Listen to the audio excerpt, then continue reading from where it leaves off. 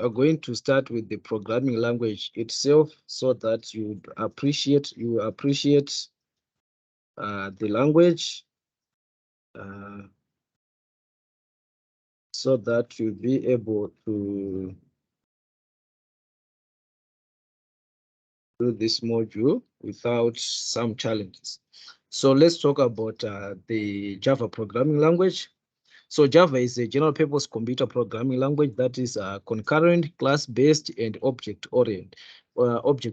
So the fact that Java is object-oriented, this is why we have actually also choose this language. Also, there are a lot of advantages that comes with it. We've actually choose this language because in industry, it's also one of the most used programming language, be it on mobile, be it for desktop applications, be it for web applications. So it is also good for you to actually learn it, because you'll be actually good to go. After learning this module, you'll be able to actually create some applications there. So it is intended to let application developers write once and run anyway. It uses the concept of water. Once you've actually write your code in Java, you can actually run it on different platforms. That's the concept there. You don't need to actually recompile it, maybe for mobile, recompile it for desktop, or for Windows. I mean, recompile it for Windows and then recompile it for Mac or something like that. What you need is just the Java virtual machine. Once you've got the Java virtual machine, the JDK, you can actually run that program on top of that virtual machine. So this means that you convert the Java code, and then you can run it on all platforms that support Java without the need of recompilation. So this is also an advantage that comes with with the Java programming language. Also, Java applications are typically compiled to bytecode that can run on any Java virtual machine, regardless of computer architecture. So,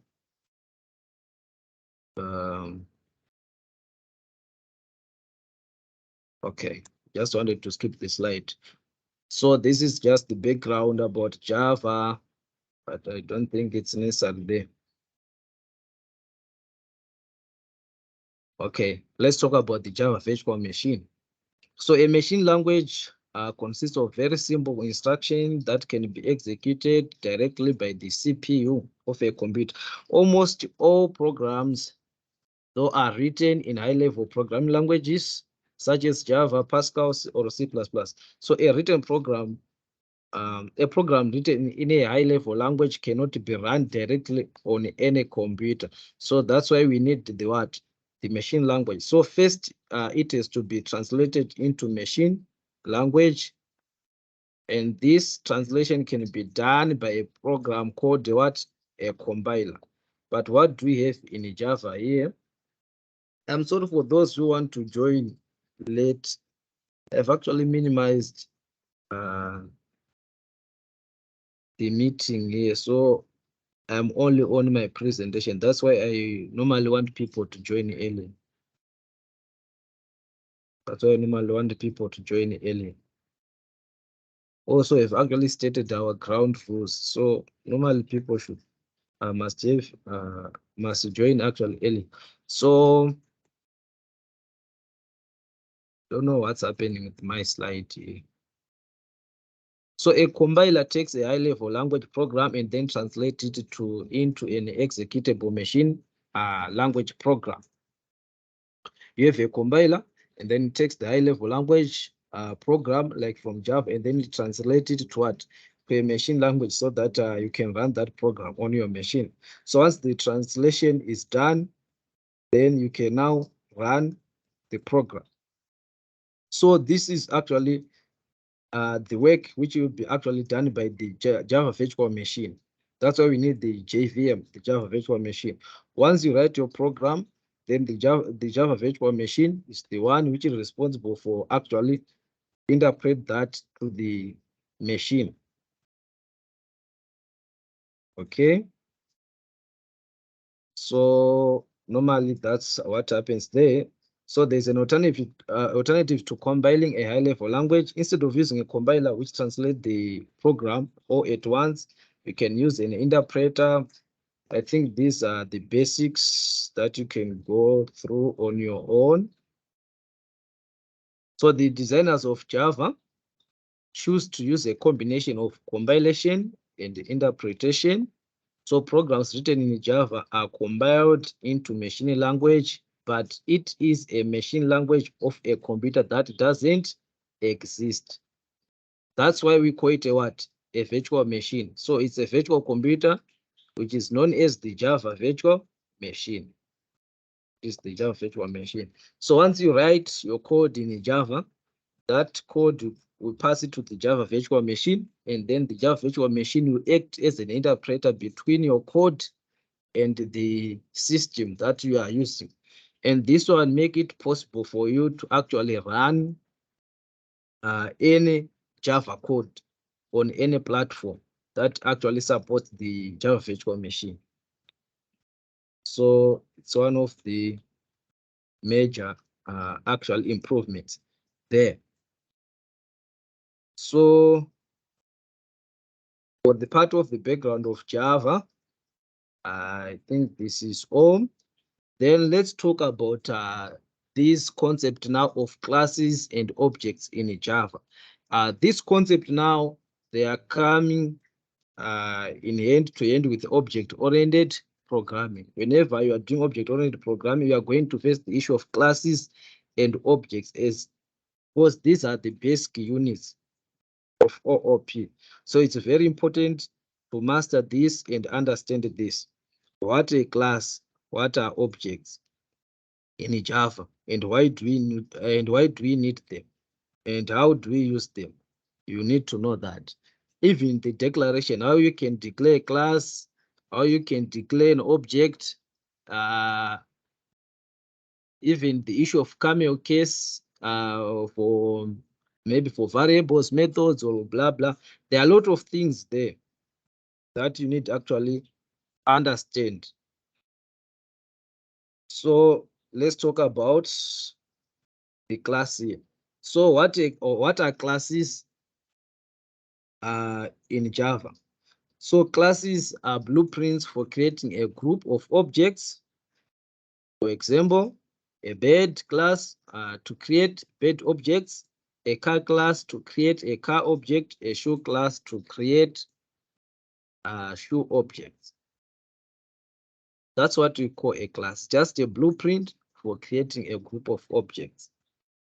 Or we can take a class as a collection of what? Of objects. For example, if we say a bird, we've got a lot of types of birds, right? So you can have a lot of objects of these birds, but they will be all fall under what? Under one class, of bird. So it's like a class, you can define it as a collection of what? Of objects, mostly of the same type. So a car class to create car objects. Here, there are a lot of cars here. We can have a BMW, a Benz, maybe it's a Honda or so. So all those cars will fall under what? Under car class. And all these type of cars are now what? Are now what we call objects. If you go to shoes, it's just the same.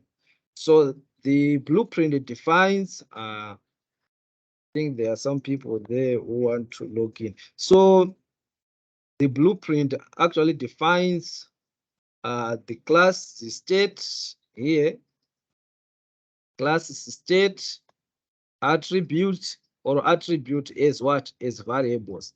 So we've got the variables that fall under the class. These variables, we call them attributes. Those are the ones that describe the state or the attributes of a what? Of a class. Like if it is a car, it have got a color. So you can have a variable to store the color of a car. That variable we are talking about those are the what? Are the attributes of a class. Also, we've got the behavior, which are methods. So you see that when I talk of a class, there are a lot of things that we put in a class, but you need to know them. We've got the variables and we've got the behaviors as what as methods. Like for a car can what? Can start an engine. There are a lot of behaviors that a car can do. And those are what are part of the methods or the functionality or the functions. All those things we find them in a what? In a class. So that's the concept of a what? Of a class in a Java programming. That's the concept of a class. I will just put maybe so let's talk about the role of a class. I'll just put a simple example there showing the class and everything. But let's just proceed here. Before that, I'll just do a demonstration, a simple demonstration. So a class is a description of a set of objects that represent the same kind of what? Of entity. If you see here, when you're talking of cars, we have one class of cars, and then we have the types of cars and the functionality there. So it will be of the same what? Of the same entity. It will be of the same entity. It is very important to master this concept. And then each class describes a particular type of what? Of object. It will describe a particular type of object. You can talk of a person, you can talk of a car, you can talk of an airport. So we can have an object of a person, you can have an object of a what? Of a car or of an airport. So every object is an instance of some class. So whenever we're talking of an object in Java or in OOP, we are talking of an instance of some class or a type of some class. Not a type as such, but an example of some class. That's what we call what? An instance. That's what we call an instance of some class. For example, if you are talking of a car, you can have your Mercedes-Benz as an object of the class car, which means that object is now an instance of what? Of the car class. Like if it is a person, you can have me as an object of person type. So I'm now an instance or an example of that. I fall under the class person. So a class can be thought of as a template from which different objects can be created. I think with all these definitions, you can actually clearly see what a class is and what it can hold there. I don't think I need to clarify further. It can be thought of as a template or a blueprint where you can create some objects. Okay. So I'm trying to, okay. So let's talk about it. What are objects in OOP or in Java programming? So remember, an object is a particular instance of a class. As such, all objects have. Remember, we said that a class, you have the attributes or the state of an object, and also it will have the behaviors or the methods. So each and every object, since it's an instance of a class or an example of that class, so it will have also the contents of that class. So it will be containing everything within our class. So it will have also the data members, which is the variables or the attributes that we are talking about. So the members of each object can hold different values. Like here, if you are talking of a class student, you can have the data members. Maybe it's for storing the student ID, maybe the courses that you are doing, maybe the issue with the related to fees and so forth. Those will be your data members. And then we have the methods. Now the methods are now the behaviors of that class or the functionality. Like maybe it was the student class, Maybe we need the method to pay fees. Maybe the method to actually see your results. Maybe to print your details is such. So the tasks that the object can perform, those are what we call what? Those are the ones that we call methods. So each and every object, we have its own data members and methods. So those are what? Are objects. So let's talk about the anatomy of a Java class.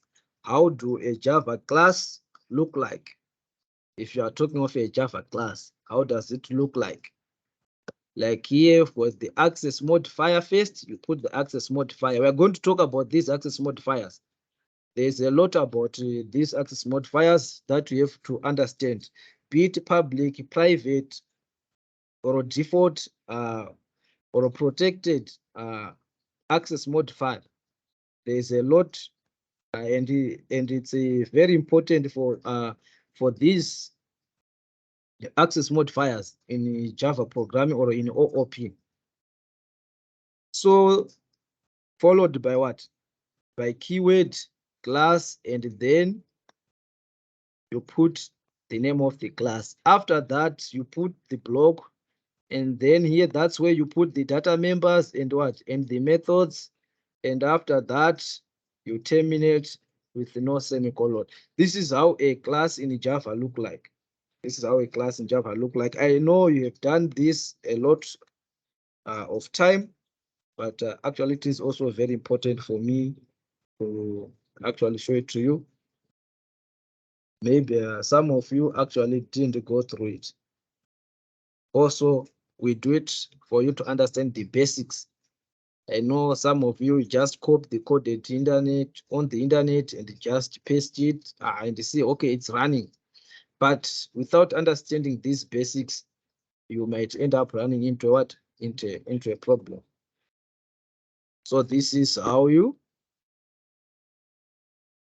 So this is now the classes and objects combined. So we know that we have got in Java program, we've got classes and objects. You can declare a class like class dog, and then after that, like what we have seen there, you put your description here of variables or the data members and the member methods. Also here, team, note that whenever you are talking of a method, you are talking a function. From the background of C programming, there is what we call functions.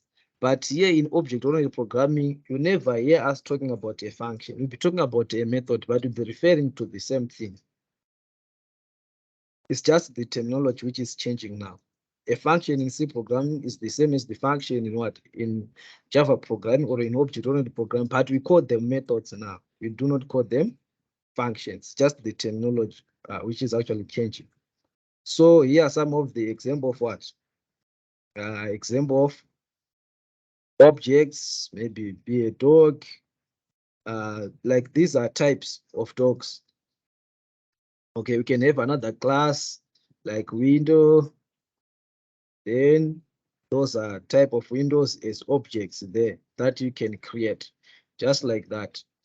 So as you see here, a class will be just like this, class dog, and then you put maybe the name of the dog and the age, and then you put the rest of the content here. Maybe it is the behavior, like the methods, or maybe it's a, I don't know, whatever you want to call it, but maybe the implementation there, you just put it over there. But that's what it looks like for you to have a class. And then after putting the data definitions there, here, these are the data definitions or the attributes that we are talking about. You can follow it by putting the methods and the implementation. So that's like here, a dog can bark. So these are the methods now. These are the methods now. So it's not actually difficult, but it's for you to understand. It's for you to understand. Then if you want to print it, then you can print blah, blah, blah, blah. So methods also contain statements. can put some statements inside that thing to save time for that.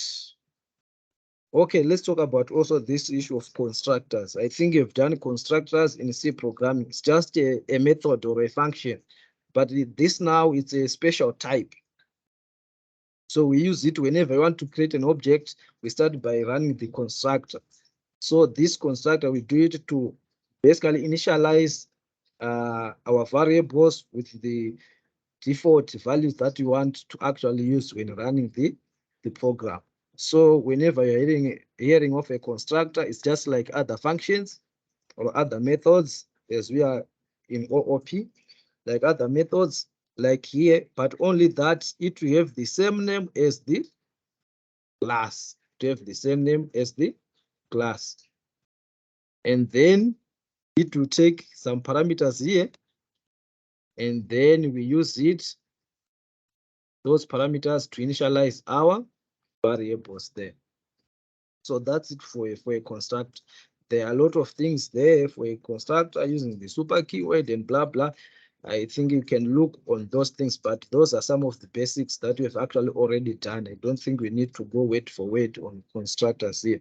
But Tim, am I moving fast? Am I moving fast for others? I think it's okay so far.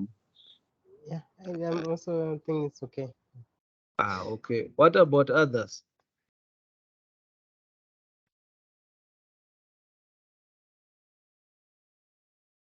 Okay, for those who have joined late, we said that let's make sure that your mic is off, unless if you want to say something of special interest to everyone, and then also your video must be turned off. Okay. So it is okay, that's fine. So let's talk about this Java program. So this is just the structure. There is a feedback. I don't know which that's on. Francis, your mic is not on mute. Okay, thank you. So like here, this is the structure, diagram of program structure. When you're talking of a, hey, can we make sure that our mic are off? Francis, we are muting and unmuting. What's happening there? Okay, so here this is just the program structure here. It's just the program structure. You've got the class first, and then you put the variables inside your class, and after that you can put the constructors, and after that you put the methods. So this is just the program structure. This is the program structure of what? Of a Java file. Of a Java file. So I don't know if there are some questions on what is a Java program, how does it run, and then on classes and objects. On classes and objects.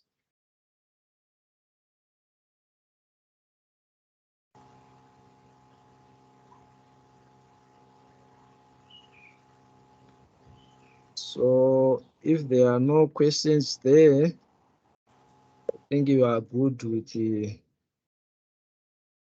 this. I think you are good with this. Let me see.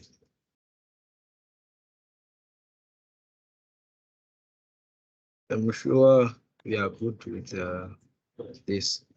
Let me see. I've got something to share for now.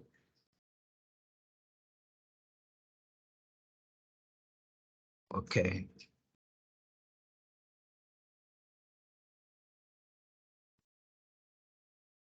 I want to share something.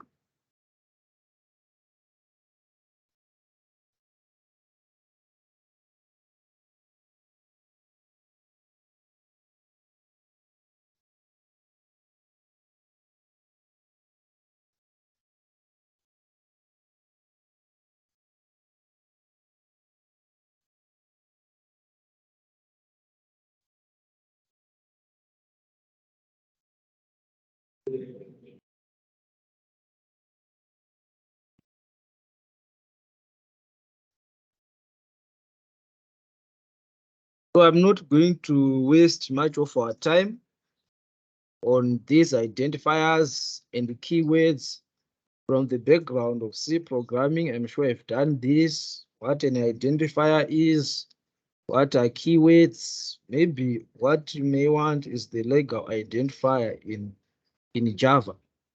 So identifiers must start with a letter, a current character, or a connecting character such as the underscore, or identifiers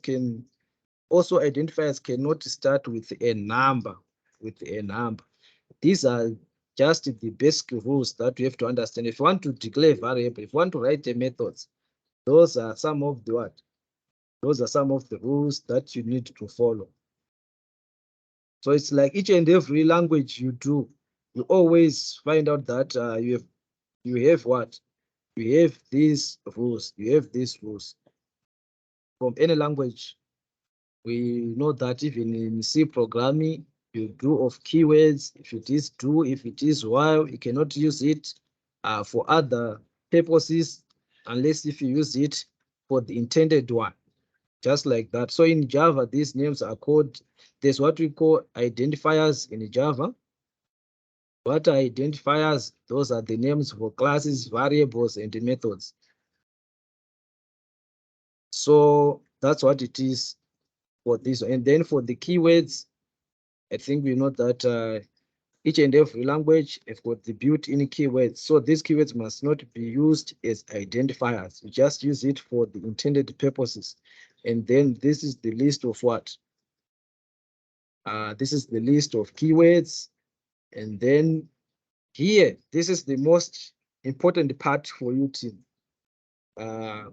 These are the Java code conventions. Some of them, they do not give you errors. But when I'm marking, I'll actually see that this person have actually studied this language very well. You even see the way you write. If you declare a variable, I'll actually see that this one here, it's a legal variable in Java. This one is not. Not by just saying it is running, but by saying that, are you actually good with the naming conventions? So Sun has created a set of coding standards for Java and published those standards in a document cleverly titled Java Code Conventions, which you can find at javasun.com. So it's it's a great document, short and easy to read, and we recommend it highly. So for classes, what are the conventions which are there for classes and interfaces? So what we are saying here, the first letter should be capitalized. So whenever you want to declare a class in a Java, the first letter must be a capital letter.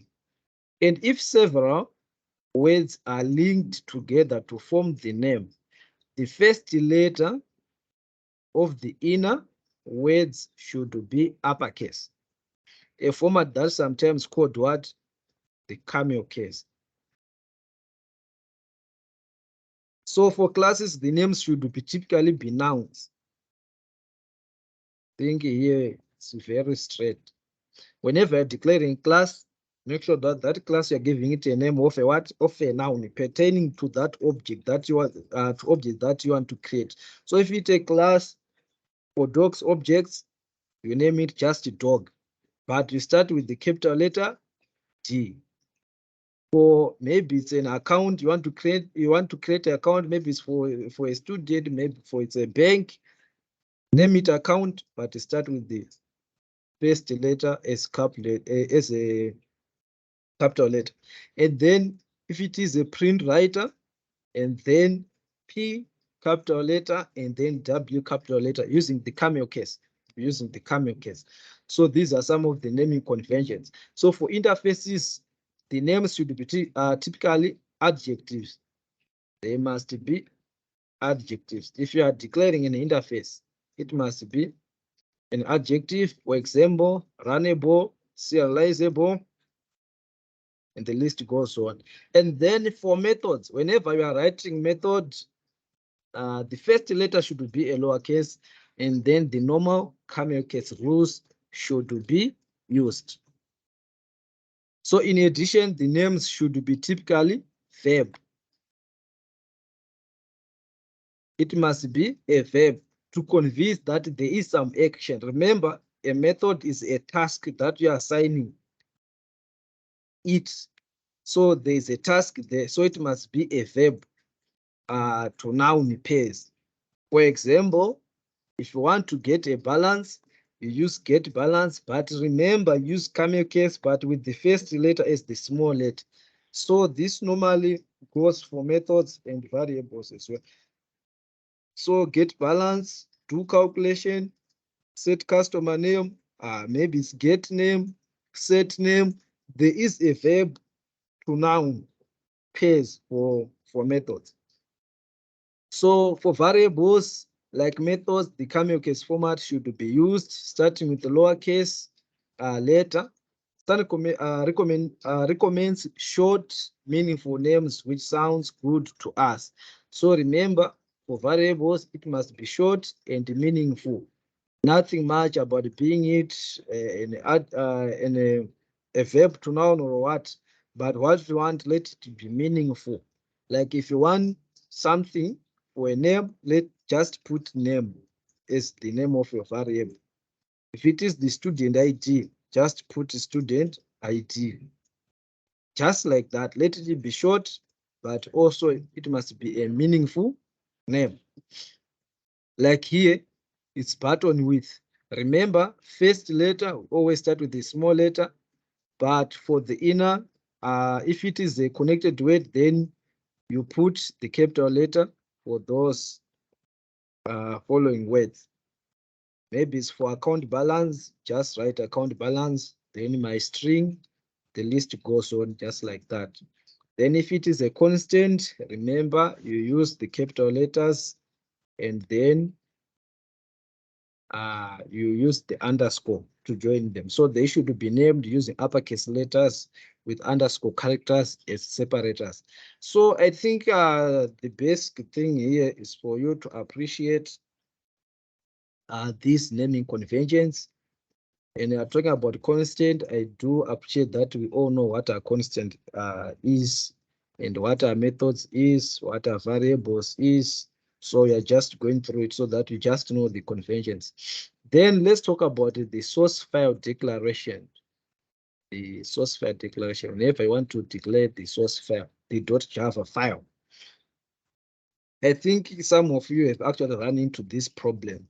Whenever you create your project and then you see that you want to change the class name and then you start to get some errors there. So there can be only one public class per source code. So for that source code, there must be only one public class. I'm sure this one will give you an error. So if there is a public class in a file, the name of the file must match the name of the public class. Remember, whenever you created a project and then the main file, which you have the public class, must be always have the same name as the what? As the public class, which is in that source code. Violating this, you get an error. And I'm sure some of you have run into this problem. For example, a class declared as public class dog must be in a source code file named dog.java. A file can have more than one non-public class. So one file can have more than one non-public class. That one is fine, but the public class there must be one. And also the name of the public class must be exact the same as the source code file name. Like here, what we have here. So this one, I'm sure you have that those errors. Let me see if I can. Okay, I shared a window. Let me see. Do I have an IDE running here? Let me see. Okay, I have the Eclipse. Let me just show you something here that I want to. Okay. I want to stop sharing this. I think Delight, that's this one. Have you joined now or you were already in the meeting when we started?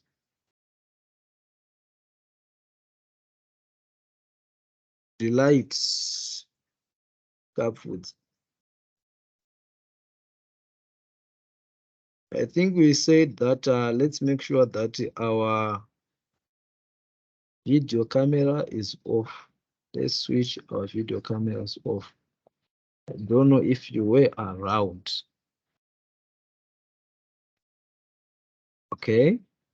So I just want to share this. Are you seeing my ID now? Yes. Yes. Oh, Yes, sir. okay. Yeah. Okay. Yes, we can see it. Okay. So I'm just going to create a new Java project. Let me just say demo. Okay. And then let me just say finish. I do not need all this. It's just a demo. Okay, okay. I was just checking if there isn't a window opened there because you might end up seeing something which you are not supposed to see. So I'm just going to create a new symbol class. So this class, I'm just going to call it, maybe it's just a test you are testing. And remember, I give it the modifier public. So when I give it the modifier public, and then what else do I need there? Maybe I need the main method, main function, and then I'll start this. So I have this class called test.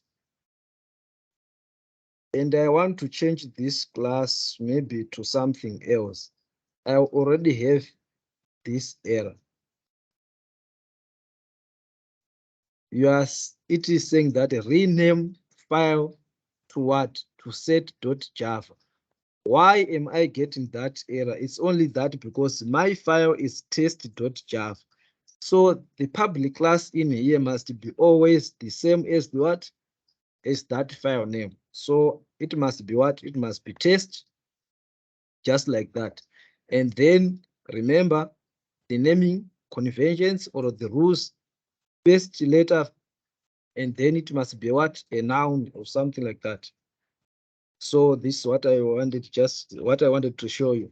So whenever, if you want to change that, I'm sure there's a quick way to change it. I think if you come here, you can just click rename like this, and then it will do everything for you. It will just rename it. So I just want it to remain as test. So to those who ran into that problem, I think this is how best you can actually solve it. So we were talking about the attributes. That's where you can put your attributes here, maybe string name. These are the class attributes, maybe it's a surname. These are what? These are class attributes. And then from there, you have methods. If you have some, what do you call them? Some constructors, you put them what? Here. You put them here as constructor. This was just a default constructor which doesn't take anything. This is just a method that runs first when creating an object. That's what we call constructors. You can put maybe string name, string surname, or any what you or any name of the variable that you want to put here, and then just use this keyword to initialize. So what we are doing here, whenever you want to create an object, you can actually create the object at the same time initializing your variables with initial values that you want it to run with. So I can actually pass the name here, and then this name will be actually passed to here using this keyword. And after that, the object would actually having what? The name, and then you can do the same with what? With the surname there. You can do the same with it, the surname. Sorry, I'm good at copying and pasting, but do not actually do it. I do it to save time. Yeah, just like this. You can do this, and then I think that's the structure of a what? Of a a Java program. And also yet that you can have many classes. You can have also other classes. What you just need the class, the keyword class, and then you can put maybe the name is now what? Example. So you see that we have another class here. So you can have more than one non-public classes on a source file, but you must only have one public class on a what? On a source file.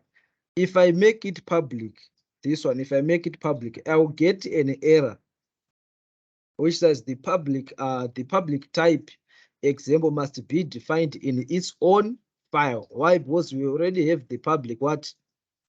Class. So these are some of the basics, but you know, it will give you some errors there if you do not actually get them correctly. So this is what I just wanted to demonstrate with that, because I know it's actually boring for you to get the error at the first stage when you're trying to run a program. Maybe you're just trying to run a program, and then you start diving into this error. So you just give up. So that's what I want to clear there. I hope you are good and clear on this one. So I just wanted to share my entire screen, but I'm afraid I have to close a lot of things, and even your exams, who knows? So let's talk about the class declarations and modifiers. Okay, class declarations and modifiers. This one is now most part you want it for these modifiers. What are these modifiers? The declaration, we've already done that. You can declare public class or you can declare a non-public class. But why public and why non-public? What are these modifiers? So the following code is a bare bones class declaration. This one you can just say class, my class, like what I've done there. Just like that. So this code compiles just fine, but you cannot but you can also add modifiers before the declaration. So before the declaration, you can also add what? The modifiers. Take this keyword before the class declaration. You can also add modifier like public class, a private class, something like that. So it's before the declaration. So modifiers fall into two categories. We have got the access modifiers and then the non-access modifiers. See, it's up to you to know that. So we've got the public, protected, and private.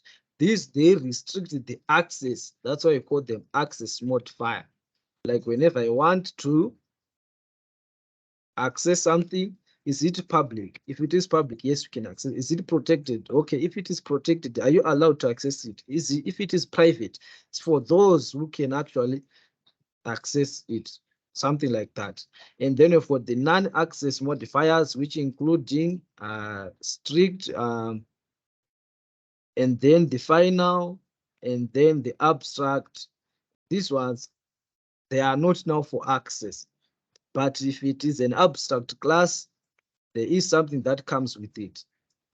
It's a modifier that you can put there. If it is a final, there is something that comes with that final. If it is final, something that maybe you cannot change it, so it's final. If it is abstract, there is something, I'm sure that you've done the abstract class and everything there. So that keyword abstract, it's a non-access modifier, but it does something. If a class you've got that abstract keyword, it does something according to that abstract class. So it's not an access modifier, but it's a modifier that you can put to what? To a class. That's what we are talking about. So that's it. So let's talk about the access control in Java. So it is a little bit tricky because there are 4 access controls, but only 3 access modifiers. You see that here we've talked about the public, the protected, and the private. So there are 3, but there are actually 4 because there is the general one or the default one. So the 4th access modifier control level is what you get when you don't use any of the 3 access modifiers. So we call it the default or the package access.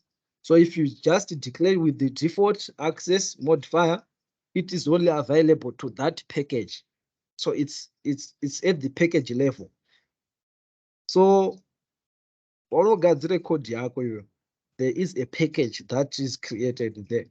So if your class is just within that package and you just didn't specify the modifier, it will be taken as something that can be accessed within that package. If you just go out of that package, you cannot access it. But otherwise, if it is public, you can access it anyway.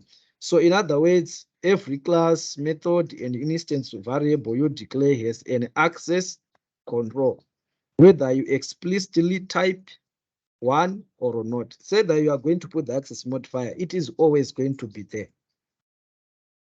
If you didn't put it, it's the default one or the package one. Otherwise, you put the public, the protected, and so a package is a namespace. Let's talk about what a package is. It's just a namespace that organizes a set of related classes and interfaces. So in a package, what you find there are classes and interfaces. And in a class, you know what you find it there. In an interface, you know what you find in there. So a package, you've actually having almost everything about your project. So conceptually, you can think of packages as being similar to different folders on your computer. So a package is just a folder. And that folder will be containing classes as well as some interfaces. So although all 4 access controls, which means all 3 modifiers, work for most methods and variable declarations, a class can be declared with only public or default access. It's either public or default access. The other 2 access controls levels don't make sense for a class as you see. So you can use private, you can use protected for a class, but you are saying it doesn't make sense rather than to call them public or default. Why? On class access, what does it mean to access a class? So when we say code from one class A has access to another class B, it means that class A can do one of 3 things. Can create the objects of class B, extend class B, which is through inheritance, subclasses, and blah, blah, blah. So access or can access certain methods and variables within class B, depending on the access control of those methods and variables. So in fact, access means visibility. So if class A can't see class B, the access level of the methods and the variables within class B won't matter. Class A won't have what? Any way to access those methods and variables. So it's now up to you. Do you want to make it private? If so, it's fine. Do you want to make it protected? If so, it's fine. But now, if you want to use inheritance and everything, blah, blah, blah, then there comes what? The issue there. But otherwise, for the public protected, you won't have any error if you're going to give your class private or a protected or the public as the access modifier. You are not going to have any error there. So there is this default. I think we've actually talked about this. Is the package level. And then there is this public access. So let's talk about this public access modifier. So a class declaration with the public keyword gives all classes from all packages access to the public class. So if you declare your class public, any class in any package can actually see that class. So they will have access to that public class. So all classes in the Java universe have access to a public class. So think about it whenever you are giving your class the access modifier public.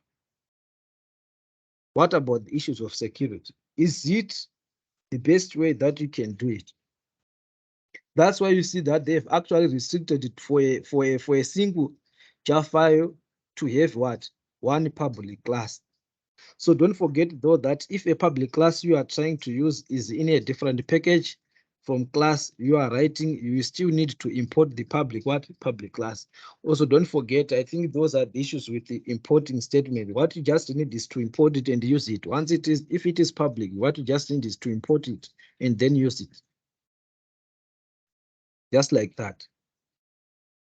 So let's talk about those non-access class modifiers, like the final.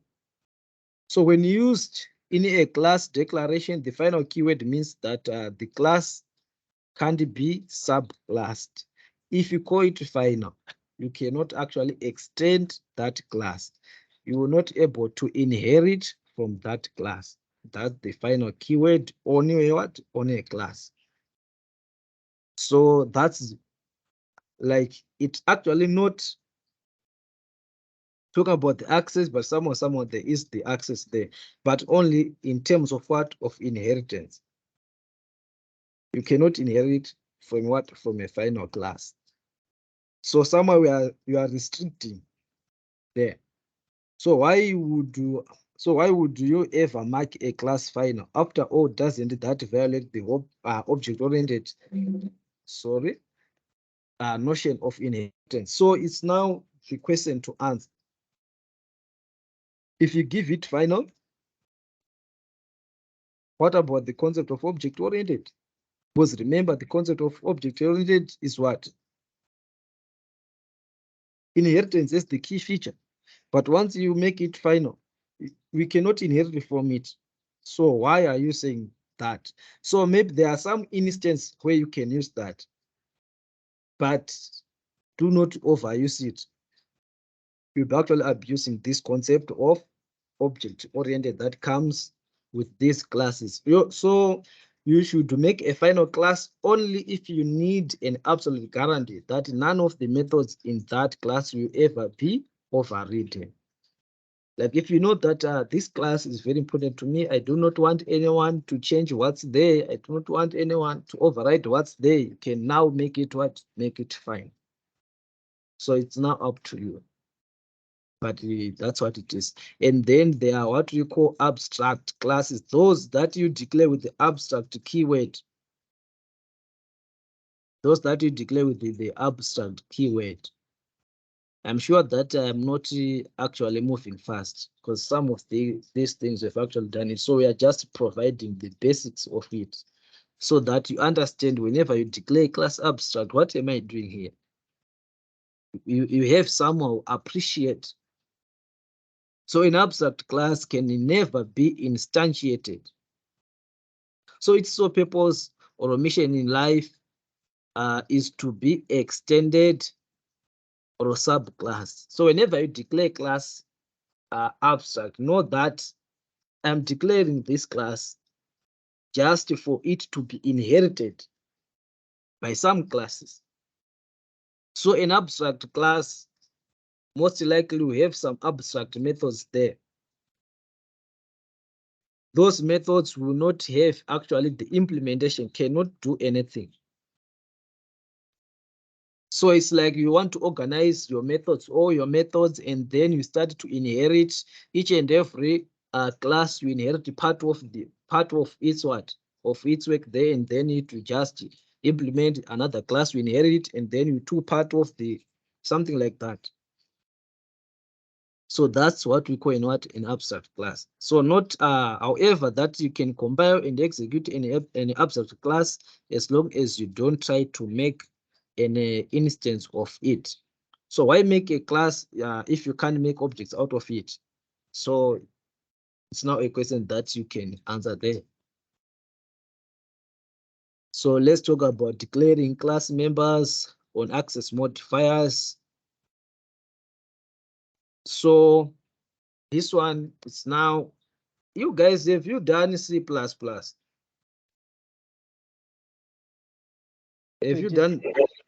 Yes. Okay, you have done that in the data structures, right? Yes, we've done data structures and algorithms.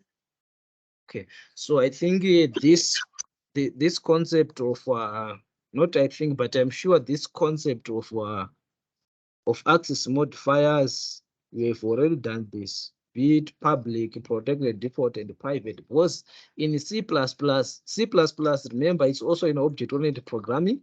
So it have this, like whenever you are declaring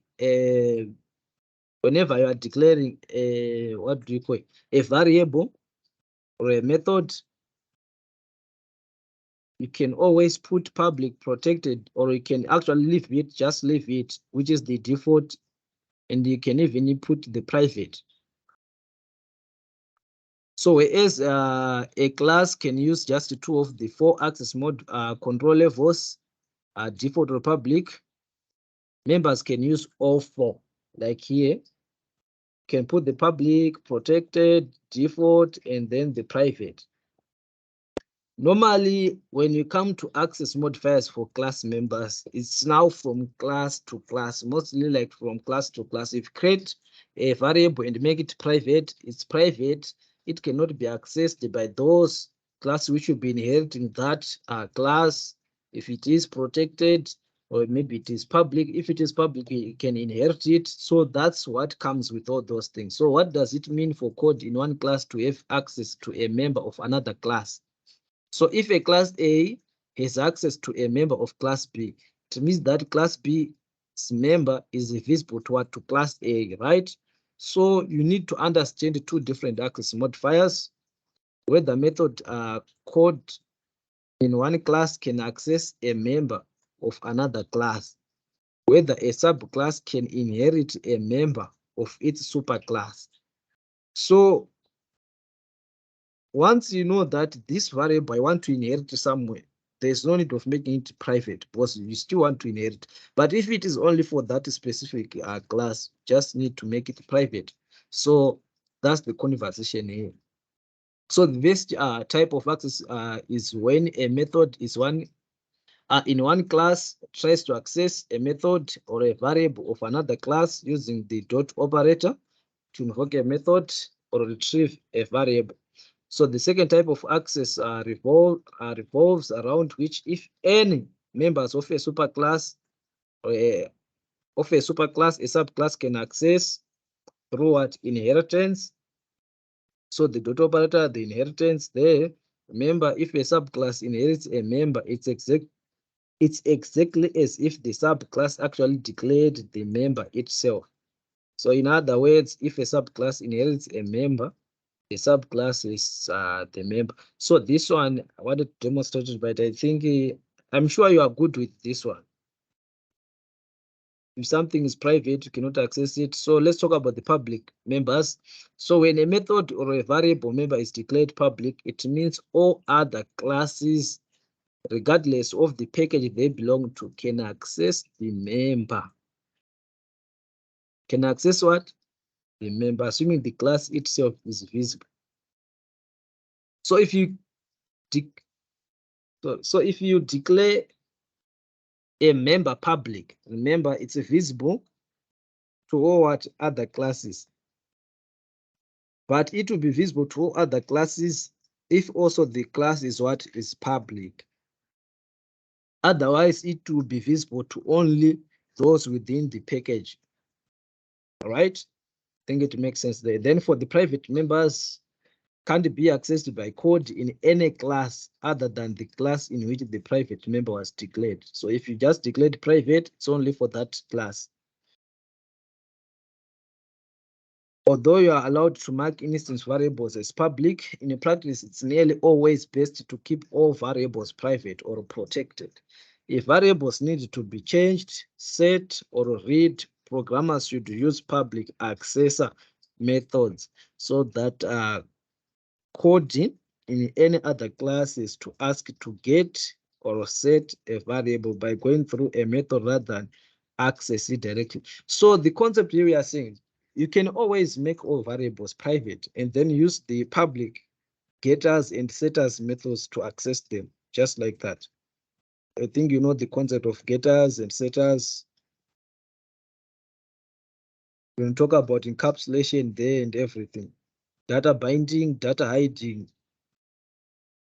We'll be actually coming back to this concept. So there is the protected and the default members. The protected and the default members. So a default protection is what you get when you don't type an access modifier in the member declaration. So just like that, if you just say string something like I think what I did, I'll get the default protection. So the default and the protected access control types have almost identical behavior except for one critical difference. A default member may be accessed only if the class accessing the member belongs to the same package. That's the default one. Whereas a protected member can be accessed through inheritance by a subclass, even if the subclass is in a different package. So for the protected, it's mainly through what? Inheritance. So this one, the local variables and access modifiers, I think you do understand this one. So can access modifiers be applied to local variables? This one, it's a what? It's a no. Why? You can actually use it, but do you know that whenever you create a variable, the variable is only for that. If you declare a variable inside a method, it's only for that method. When you just go out of that method, it will actually something that will never exist. So there is never a case where an access modifier can be applied to a local variable. So watch out for code like the following. Why do we need to make it private here? Yet, when you just try to access that X here outside of this function, you cannot even access it because it's a local variable. I think you know the concept of local variables and global variables in C programming. If it is a local variable, it's just local to that function. You cannot access it anywhere. So that's it. So you can be certain that any local variable declared with an access modifier will not compile. It will be an error. In fact, there's only one modifier that can ever be applied to local variables, which is the final. So this is something to determine the modifiers. Final method, if you make the method final, prevents a method from being overridden in a subclass. So if I make a method final, I cannot override that method in a subclass. You see it later when we'll be demonstrating inheritance and the polymorphism as well. Yeah, polymorphism. I think you would like to demonstrate that. And then these are the abstract methods. Okay, this one, yeah, this one, I think we need to mention it here. The abstract methods. If you declare something abstract, if you declare something abstract,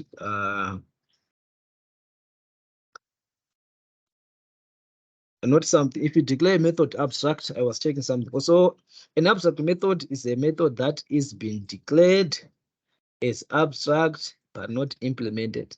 So it doesn't have the blocks like those, the blocks of what? Of code. What it have is just you declare the method and then you terminate without even give it a without giving it its definition. You just declare it. So in other words, the method contains no function or code. So an abstract method declaration doesn't even have curly braces for where the implementation code goes, but instead it closes with a semicolon. So I think there's much to note on abstract classes and abstract methods. Whenever you declare a method abstract, the class must be also an abstract class. I'm sure you have gone through this. So in other words, it is no method board. You make a method abstract when you want to force subclasses to provide the implementation. So it's maybe you have got a method that you know that this must be always implemented by each and every class that inherits this class. So you can mark it abstract. Because if a class inherits a class with an abstract method, it is forced to implement all the abstract methods which are there. So it's very important to understand these basics. They are quite basics, but they are very important. They are very important. I'm sure you see how important it is, because you run into these errors, but you actually not knowing where are these errors coming from. So whenever you are doing any language, it's very important to first know it.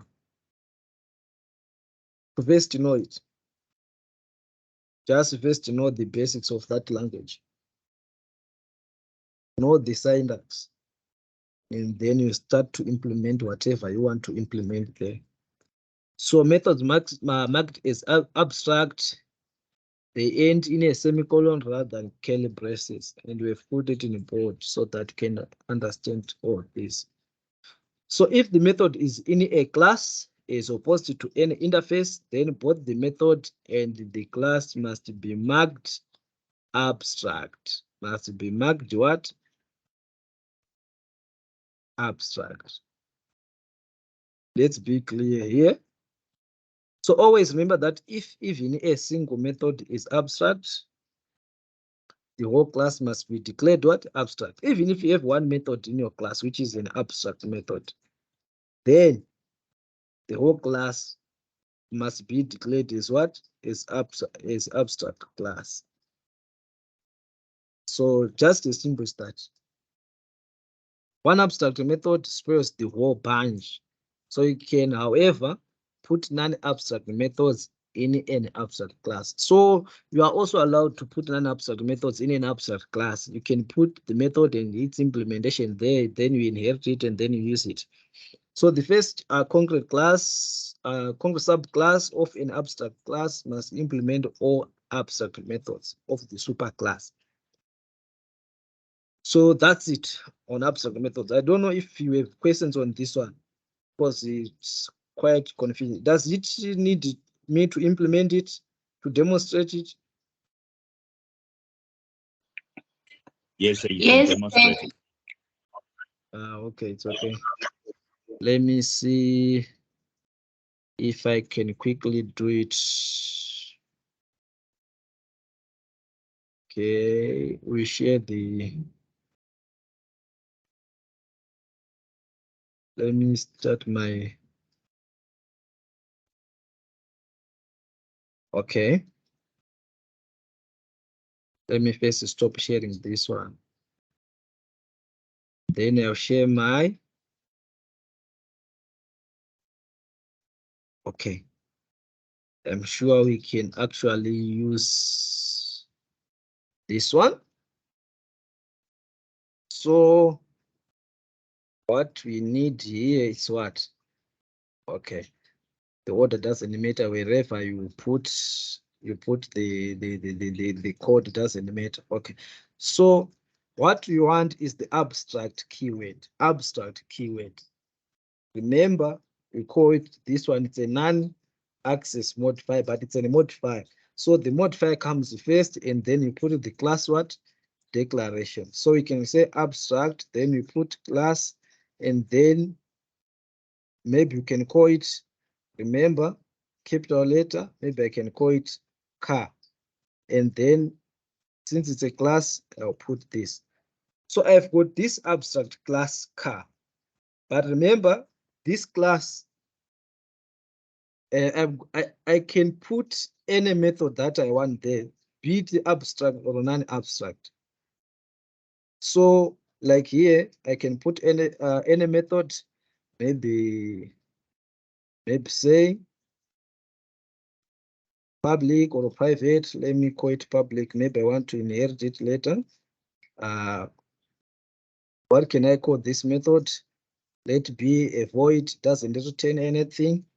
And then for a car, maybe let me put the drive, and then just like that. And then I'll just print this out.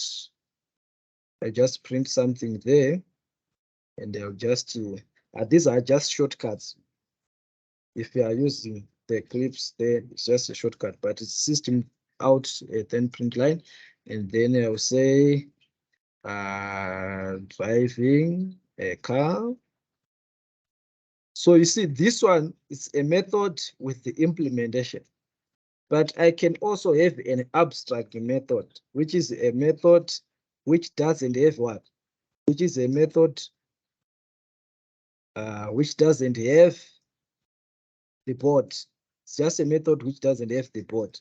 So I can create a public method, the public function, and then I'll put the abstract keyword. After putting the abstract keyword, I can now put the return. Is it going to return an integer? Is it going to return what, blah, blah. But I want to make it void. It's not going to return anything. And then maybe I can put it as start engine, and then I'll just terminate. Remember, an abstract method doesn't have this body, doesn't have this body. And an abstract method must be always in an abstract class. If I remove this, I'll get an error which says the type car must be in an abstract class to define abstract methods. So that's what we are trying to say there. If you have a class and then you want to put the abstract method, then make it abstract. Otherwise, you're going to have any challenge. But you can have an unabstract method inside the what? Inside an abstract class, which is fine. You can also have an abstract method inside the what? Inside an abstract class, which is fine. So this is what we are trying to say here. So it's like for the issue of inheritance, that we're saying if you want to inherit from a certain class, and that class is an abstract class, we are forced to implement all the methods which are in that class, which are abstract class in that abstract class. So like here, if I have got another class, maybe it's a motorcycle, remember to put a capital letter. It doesn't give you an error, but it's something that you need to do for the naming conventions there.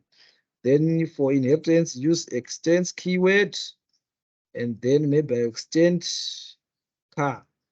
But remember, car is an abstract class. Whenever I do this, I'll get this error. The error will be that the type motorcycle must implement the inherited abstract method car dot start engine. So you are forced to implement that. You see that add the unimplemented. So I have to override the method, which is this one, public void start engine, the abstract method. Once you have implemented that, you can now inherit from what? From the abstract class. So whenever you want to inherit from the abstract class, you must implement all the abstract methods. It didn't ask me to implement this because it's already implemented, but it asked me to implement this abstract method. So I think that's all on abstract class and abstract methods there. I don't know if there's someone with a question here. If it is on inheritance, we'll do the inheritance part later, but this was what was only on the abstract class and methods. So I think I need to take off all this chunk. Maybe I want to use this class later. But that's all. I don't know if there is still any question on this one. Are there questions? It's okay if there are no questions, it's fine. JC, can you make sure that your video camera is off? Do you have any question? Chisale, JC Chisale. Are you the one Chisale we know? Okay, anyway, Let me reshare the slide, right? Where is it? Okay, this one. I hope you now have my slide. So this is all about so the variable and declarations, variables and declarations. These ones, I think you know them. The primitives, the int, the short, the long. We are not going to waste time on these ones. I'm sure by now you know all these things. If it's an integer or what, it's not of an interest. I think you now know this. There's nothing changing there. That's the beauty about programming. If you actually done C and C++, in Java, what you need is the concept of object-oriented programming. Otherwise, everything you have already introduced to it, be it to class, the methods and everything. Was Java is a child of C and C++. Nothing more. It's just a combination of C and what? And C++. That's Java. So let's just talk about the reference variables. That's what we are doing now. So a reference variable is used to refer to an object. When you're talking of a reference variable, you are talking of an object. It's the object itself, but only that it will be actually having the reference to what? To an object. Just like the concept of pointers, like where you have the address of something. That's what it means of a reference variable. It will have the reference to a certain object. So whenever you create an object, there is a reference variable. The variable which will be storing what? Which will be storing the object. Like whenever, like I've actually created the class called car. Whenever I want to create the object of car, I'm sure you say car, and then you put the name of the variable, then you say initialize to new car, which means you are creating a new object of type car, and then the one variable which will be holding that object is the one that we call the reference variable. It's the one that we call the reference variable. So a reference variable is declared to be of a specific type, and that type can never be changed. So I'm sure, like whenever you have done the structures in C programming, being told that structures are user defined data type, blah blah. It's like the same concept with the reference variable. You have created the class of what? You've created the class of car, and then you want now to create the object. Instead of saying int something, a string something, you are now saying car, and then you put the name of the variable. That name is the one that we are saying the reference variable, which will be referenced to the object of type car, just like that. So the declaring of primitive variables and the primitive range, this one you know it, you do not need to go through this. But if someone needs it, please, you can do ask, or you can raise your hand, but I'm afraid if I can see your hand because I'm on my slide, so better to switch on your mic and then you say something, but you do it nicely. Okay, so declaring reference variables, how you can declare reference variables. So from this one, like the way you declare your integers, it's just almost like the same way you do with this one, object, and then you put the name of the object. Like remember, in Java, string is also an object. Strings are objects because strings are not primitive variables. They are object type because a string is a class in Java. Know that. So reference variables can be declared as static, as static variables, instance variables, method parameters, or local variables. So you can declare one or more reference variables of the same type in a single line, like this, or a dog, a new dog reference variable, and then let's talk about the instance variables. Instance variables, I'm sure I've talked about this. So instance variables, these are just like attributes to your class. Like if you're an employee, the instance variables are those which are directly in the class of employee, not in any function or in any method or in what. Those which are in the class employee directly, those which you put on this field just immediately after creating the class. that field is only for what? For instance variable. And after that, you can put the functions, main functions, you can put the constructor and then main function and other functions down there. Though we call them methods. We call them methods, not functions, right? So instance variables are defined inside the subclass, inside the class, but outside of any method. Take note of this. So instance variables are just like attributes to a class. Like if it is a car, the color of a car, you need the variables to store the color of a car, maybe the type, engine type, diesel, blah blah. So all those variables, you just put it inside the what? Inside the class, outside any method. That's what we call instance variable. So it's now the terminology. What if I ask you to create the instance variables of a certain class, but you do not know that you just know how to create a variable, but you do not know that what an instance variable is in object-oriented programming. So this field is the field for instance variables for an employee. So after declaring or after creating the class, you just put these ones are what we call instance variables. And other code goes include the access methods for private, like the access, the getters and setters, the constructors, and the main function or the main method just comes after this. Okay. Just allow me to call them functions or methods because I do a lot of things. Maybe after this lecture, I'll be in a C programming lecture, and after this, I'll do mix up. But remember, here we call them methods. Call them methods. That's the terminology. If you are going to write something in my exam on OOP, do not write function. It's a method. It's not a function. That's what it is. So let's talk about the local variables. I think we all know this. I don't think we need to spend much. Is there something that we need to note here? If it is just a local variable,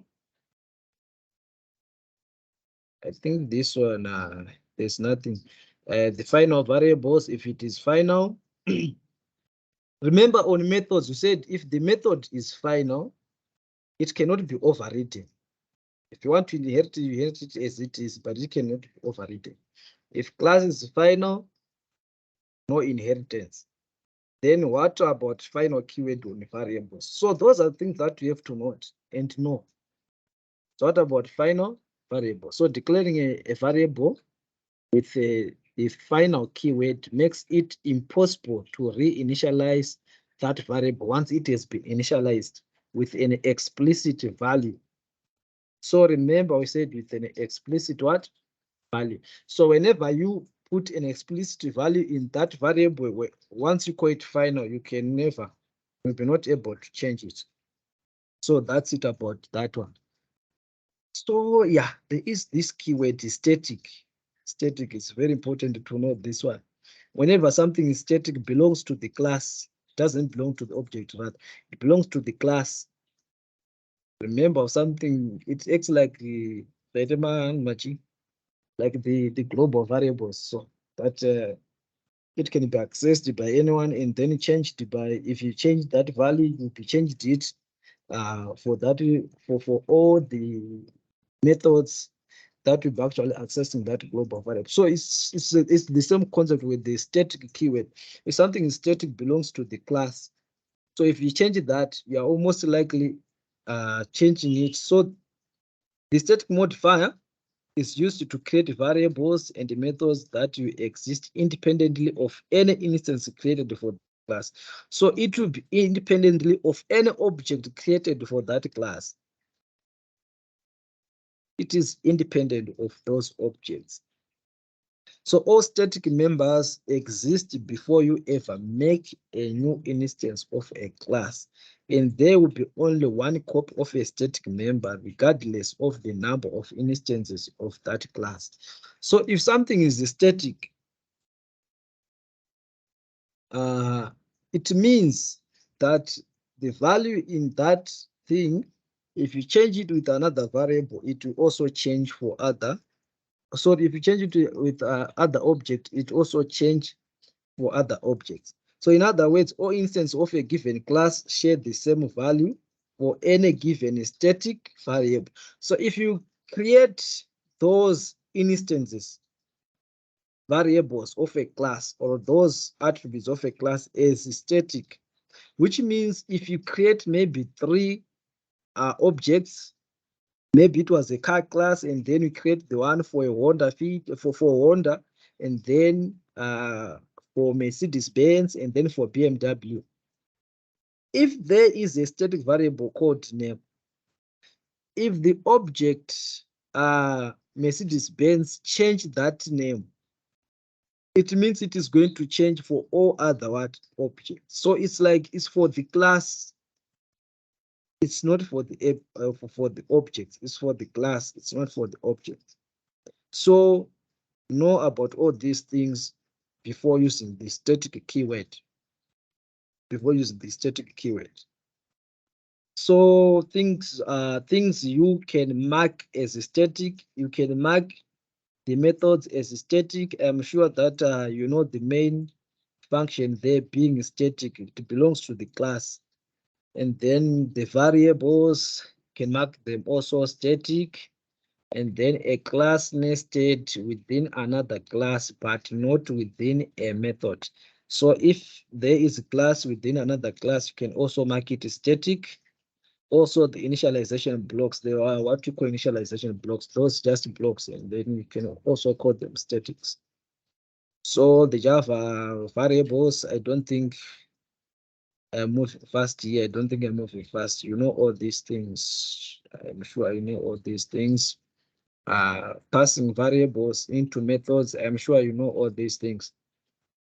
Is there anyone with the challenge on passing variables into methods? If you want to pass a variable and then you call that and use that, I don't think we have that challenge. Is there any challenge on that area? Because I'm sure you have been doing all this in each and every program language, be it from C, be it from C++, and at this stage, you actually are looking forward to see you creating some of the amazing projects with these languages. So I don't think we have this challenge. If you want to pass object reference, it's just the same. Does Java use pass by value? These are some of the things that you always do. So this was just on the conventions of Java, code conventions of Java. How do you do this? How do you do this? It's like the rules of the Java. I don't know if there are questions on this one. Are there questions on this one?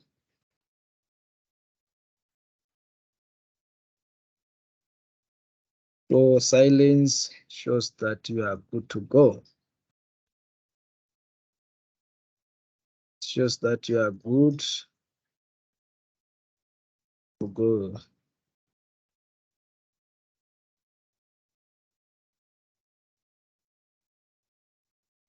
Okay. So after this, maybe what we need now are the concepts. Let me see if I've got the concepts of object-oriented programming. So do we need a break? Or we can just continue? Let's continue. It's okay. It's fine. So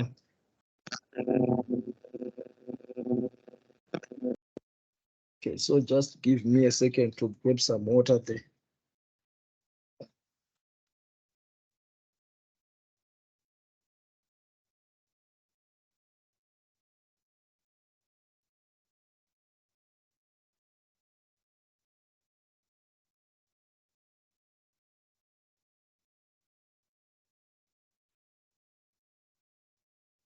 So we want to now dive into object-oriented. So this module is not that actually huge, it's not that big, you know, something which is very small, but only that you need to master this concept. You need to master this concept because these are the main. These are the main building blocks of all these languages, be it C++, be it PHP, be it Python. We'll be talking about object-oriented programming. Why? Because we want to use the objects, because objects actually imitated the real world things. So whenever you have got a real world things, you can always solve real world problems, just like that. That's why we now need these object-oriented programming languages. Just imagine that you can create an object of a cat with everything that a cat have and with everything that a cat can do, using the concept of methods and using the attributes. So which means you can actually create a solution to a real world problem. So that's why we need this. So I put some water on my case. It happens. It's like when you have those golden rules, like do not eat in the lab, blah blah. But anyway, yeah, people. Okay, so I'm going to share certain slide,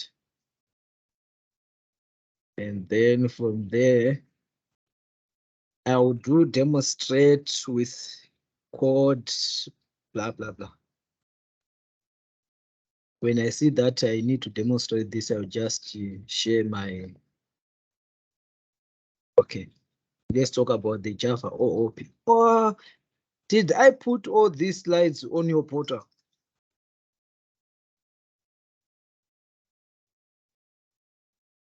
Hello, are these slides on your portal? No, they are not. No, sir. I forgot to put them on your portal. I forgot. But I don't think it's a big deal because I know you guys. I can go through. I know, and I know you are good at these things. A software engineer, some of you are software engineers. I know that's your thing. That's your things. Okay. Maybe I just overlooked it. I don't know what happened there, but I'm sure you have it. You have it. So there is the issue of this keyword. You want to talk about this keyword because normally we use it a lot. We use it a lot when we are doing this issue of object-oriented concept. If be it in inheritance, blah blah, we normally use this keyword. So also, it might not be a surprise to be asked about this keyword in your exam. It's not a surprise, or in your assignment. It's not a surprise because it's a very important concept that you need to know. So this is a keyword in Java. It can be used inside the method or a constructor of a class. Most likely, I like it here on a constructor. Like when you see me, when I create that constructor for that class, you have seen that I've actually put that this keyword. When using that, this keyword will be referring to the data member of the actual object running that constructor at that time. So I'm sure this is what we are trying to say here. It works as a reference to the current object whose method or constructor is being invoked. So you see how important is this one. Maybe you've got three objects of a class car. So when that object of Mercedes-Benz is now running, if you invoke that constructor, this keyword will be referring to this, to the name variable, if it is the name variable of that Mercedes-Benz. So if you are going to change, you are going to change only for that object type. So this is how this keyword comes in handy. So this keyword can be used to refer to any member of the current object from within an instance method or a construct, just like that. So let's talk about the concept of encapsulation. Is also the major important thing in what? In object-oriented, is one of the concepts in object-oriented programming. So imagine you wrote the code for a class and another dozen programmers from your company all wrote programs that used your class. Now imagine that later on you didn't like the way the class behaved because some of its instance variables were being set by other programmers from within their code. So to values you had not anticipated. So it's like someone is changing your code and putting something that you didn't like. So this is when encapsulation comes in hand. This is when encapsulation comes in hand. Like you've got this public class, and then we have got this, and then you've got this, and then you've got this public class, which should actually, this public class exploit this, and then you have got this main method, and you are creating the object of this one, and then you are trying to call this one. It's legal, but it's not what we want there. We most likely want you to make it private and then make it accessed there. You hide the data and sort of all those things there. So when you are talking of encapsulation, it's just the process of wrapping data and the code that operates on that data into a single entity. It is a technique used to just restrict access to any object's properties and methods, and to protect them from external like the external interference or misuse. So encapsulation can achieve it through classes and access modifiers. So we are saying it's not a good practice to have another class that can actually directly access your data members. So it's legal, you can do it, but the concept of encapsulation is saying what? No, like here you see that this one is a different class, which is actually different from this. But in that class, you can actually create the object of this class and access all these because they are what? Public. So you can access all these and actually initialize them. Just like that. So this is, we are saying it's what? It's legal, but it's not something that we actually, that you can supposed to do there. So your only choice is to go back in and write method code for adjusting size, which is a set size method, and then protect the size variable with the, say, a private access modifier. That's what we are calling encapsulation there. But as soon as you make that change to your code, as soon as you make that change to your code, you break everyone else.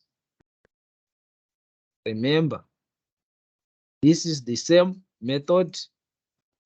This is the same variable we are actually changing. So if I changing it to something that I want, I'm breaking someone's what. So the ability to make changes in your implementation code without breaking the code of others who use your code is a key benefit of what? Of encapsulation there. The key benefit of encapsulation. So just take encapsulation as the process of just wrapping data and code. So it's like data binding. We are just wrapping the data and the code that operating on that data into a single entity. Maybe let's say it's just a class, and then you just put everything in one class, and then you know that if you want a function to access, if you want a method to access this, let that method be in that class. That's what we call encapsulation. That's what we call what? Encapsulation there. I don't know. Okay, maybe you can talk of, maybe say there's something of interest here. If you want to hide implementation details behind a public programming interface, you can use the interface. Behind the implementation details, you can rework your method, code, blah, blah, blah, blah, blah. Just wanted to see if there's something key that we need to note here. Okay, you can use the concept of get and set, get and setter methods, the getters and setters method for encapsulation. I think we all know them, right? The getters and setters method. Instead of allowing other classes to directly access your variables, you make your variables private, and then you have the public getter and the public setter method for that variable. And then someone can now access the variable through the methods, through the setters or the getters method. So it's like you are now splitting the reading rights and then the writing rights, so that not everyone can actually tamper with that variable. Like what we have here, we have this class A, we've got this class A, right? And then this class A, you can create a variable, a reference or a new object of class B, which is things that we do not want here. Okay. I get the context. We've got class A and class B. We've got class A and class B. And then from there, this class B, you see here, you've got the private variables, the size, the name, and the color. But for each and every variable, we've got the getter color, which you get the color of this variable. And we've got the setter color, which you set the color for this variable. I thought there's someone. Can we make sure that our mic are muted? Mute. Okay. So here we've got this getter color, and then we've got this set name and get name for setting the name as well as getting the name. We've got this get size and set size. So whenever you want to change the size, you use the set size. So the set size will actually take a value and doesn't return anything. So it's a void type, but it will actually take a parameter. So if you want to set size, just say b dot set size, then you can actually, you'll be actually setting this size. But look, you'll be in class A now, but you'll be setting the size. If you want to get the size of class B, just use get what? Just use get size. Remember, get size, you return a value, which is the size, maybe it's an integer value, and then you can use it whatever you want to do there. So that's it. So the setter method, normally it's a void method. It doesn't return anything, but it does take a parameter and then set that parameter to the respected variable. For a getter method, what you need for a getter method, it must return a certain type. It's either it's integer, it's a string, or it's a what. It must return something, but it doesn't take any parameter. It's just going to go and extract that value that was set by the setter method. So that's the nature of what? Of encapsulation. That's how you can do encapsulation in object-oriented programming. I don't know if we've got some questions on this one. Does it need any demonstration?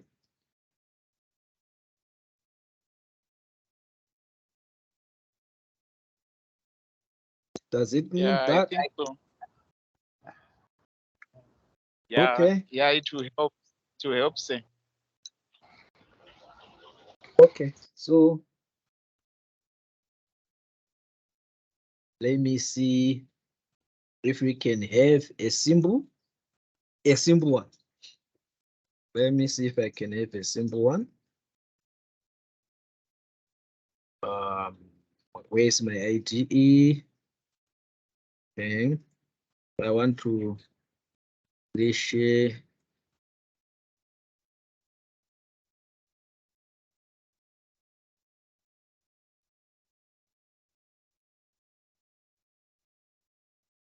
I think you are now having my screen here. Let me try to enlarge this part.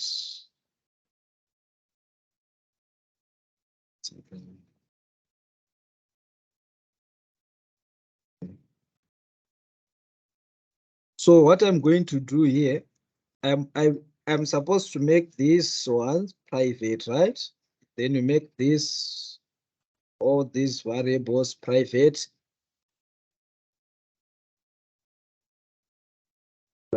So surname, name, and surname. And then what I need now,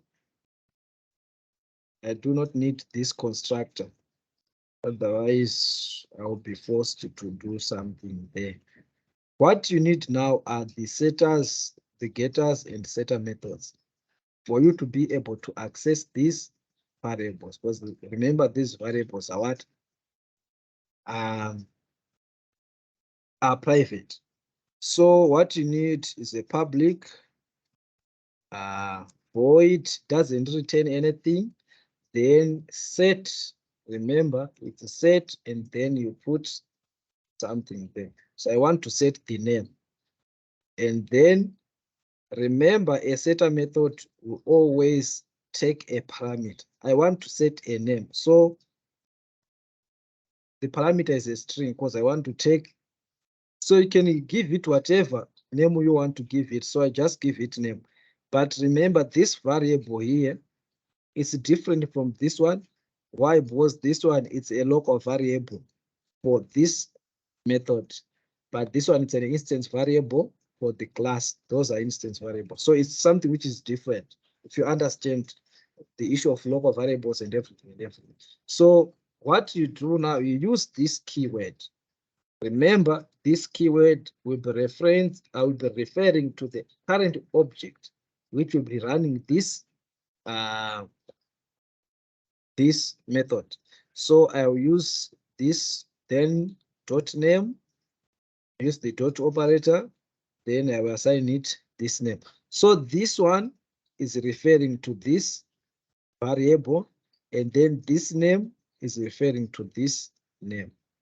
So you can even change it and put whatever you want. You can even put an N there, but you must put also an N here.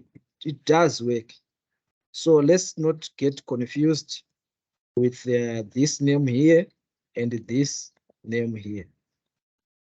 Okay, so that's it. So this set name, whenever I call this set name and pass a value here, it will actually set this name to something, but only for that object.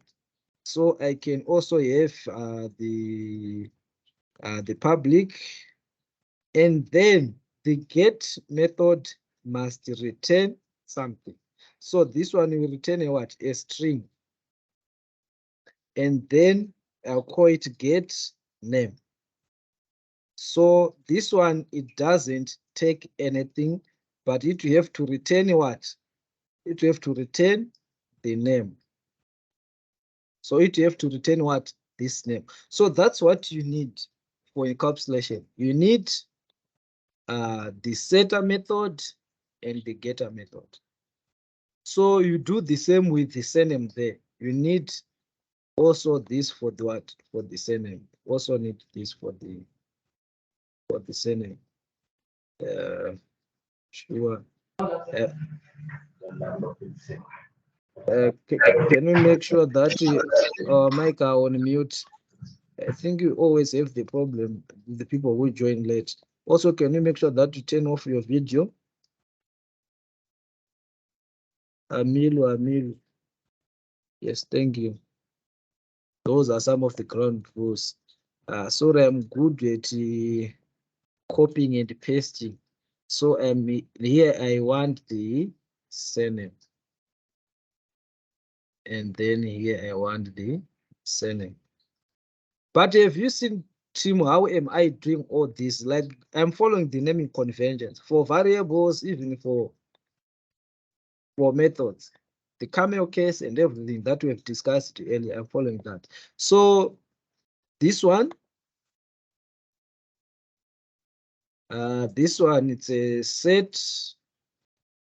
It's a setter. Setter method.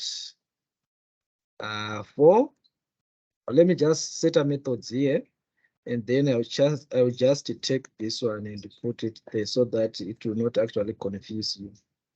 You see that these are the setter methods, and then down here you have the getter methods. So for encapsulation, this one is enough, the getter and the setter methods.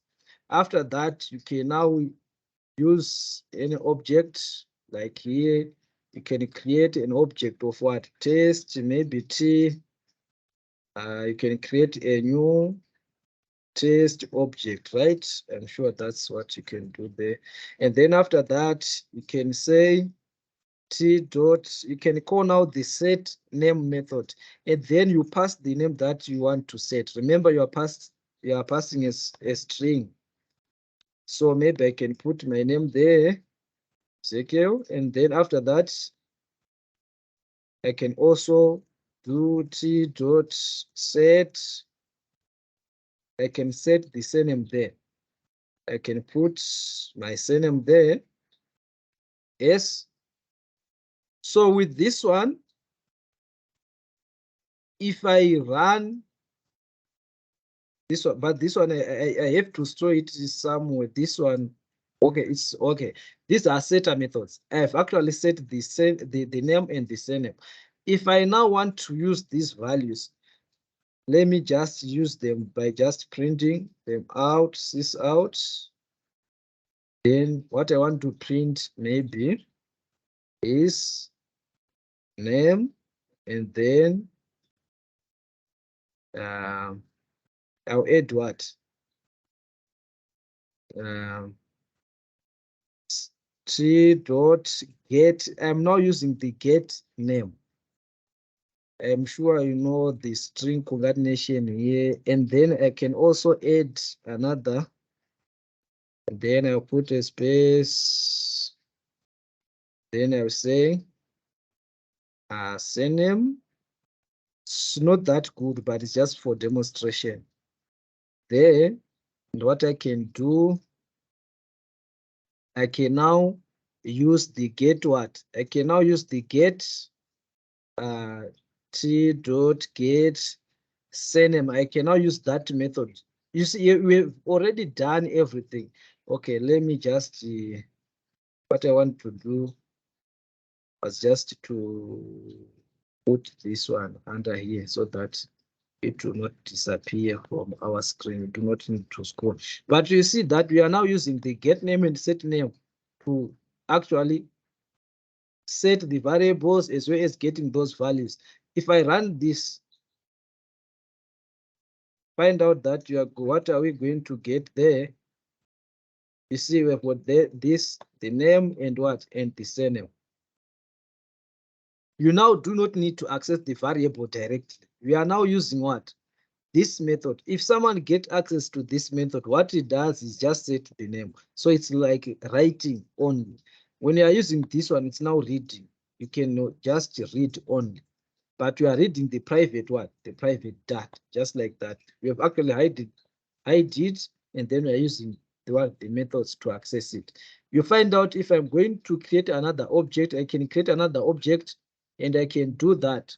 I'll get the different values. If I put another object and I put the different name and surname, I'll get the different values, just like that. So that's the beauty of using this keyword and the getters and setters method to achieve encapsulation. I don't know if there are questions here, because I think we know up on here. We are a little bit behind time. But anyway, that's it here. So if there are no questions, let's just go back to our slide here. Where is it? Okay. So I think that's all implementing an interface. Okay. There is the concept of using interfaces. Interface. When you implement an interface, you are agreeing to adhere to the contract defined in the interface. This one, I'm sure you can go and look on this one. It's just this keyword interface, and then the interface can also have this method, these methods which are actually not implemented. And then you can actually use the implement keyword to implement an interface, and then you can actually override all these functions. So instead of using extents like inheritance, here you use implements keyword, using implement. So this is just an example of how you can declare an interface and use an interface. So use this implements keyword, like public class implements bounds. So use this keyword. You'll be able to implement like this method. You'll be able to implement all these methods. So you can now override them by implementing them. Let's just talk about the inheritance. So that's all for the encapsulation. Let's talk about the inheritance.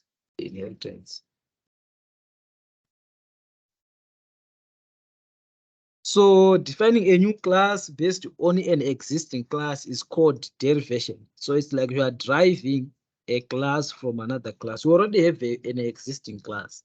So you do not want to redo something that you have already done. So you want to use that, and then you add some concept. So we are calling it inheritance. You are deriving a certain class from another class. So the new class or derived class is referred to as a direct subclass of the class from which it is derived. So it's like when you are deriving a class from another class, the derived class, you can call it a subclass. A derived class or a subclass. So the original class is called a base class, or sometimes call it a super class. So it's like the terminology there. So a base class, because it forms the what? The base for the definition of the derived class. The original class is also referred to as a superclass of the derived class. So you need to know which members of the base class are inherited in the derived class. So whenever you're doing inheritance, before you actually do the inheritance, you have to know that which are members that I can inherit and which ones that I can not inherit. That's why I've done the access modifiers there, and we've actually talked about all those things. So whenever you have any challenge, maybe you can reference to this presentation from the start to the end. You can almost get everything that you want for this module. So let's talk about this inheritance that we are seeing here. So I've got this class A. This class A, what it is doing here, it's a superclass of class B. Why a superclass of class B?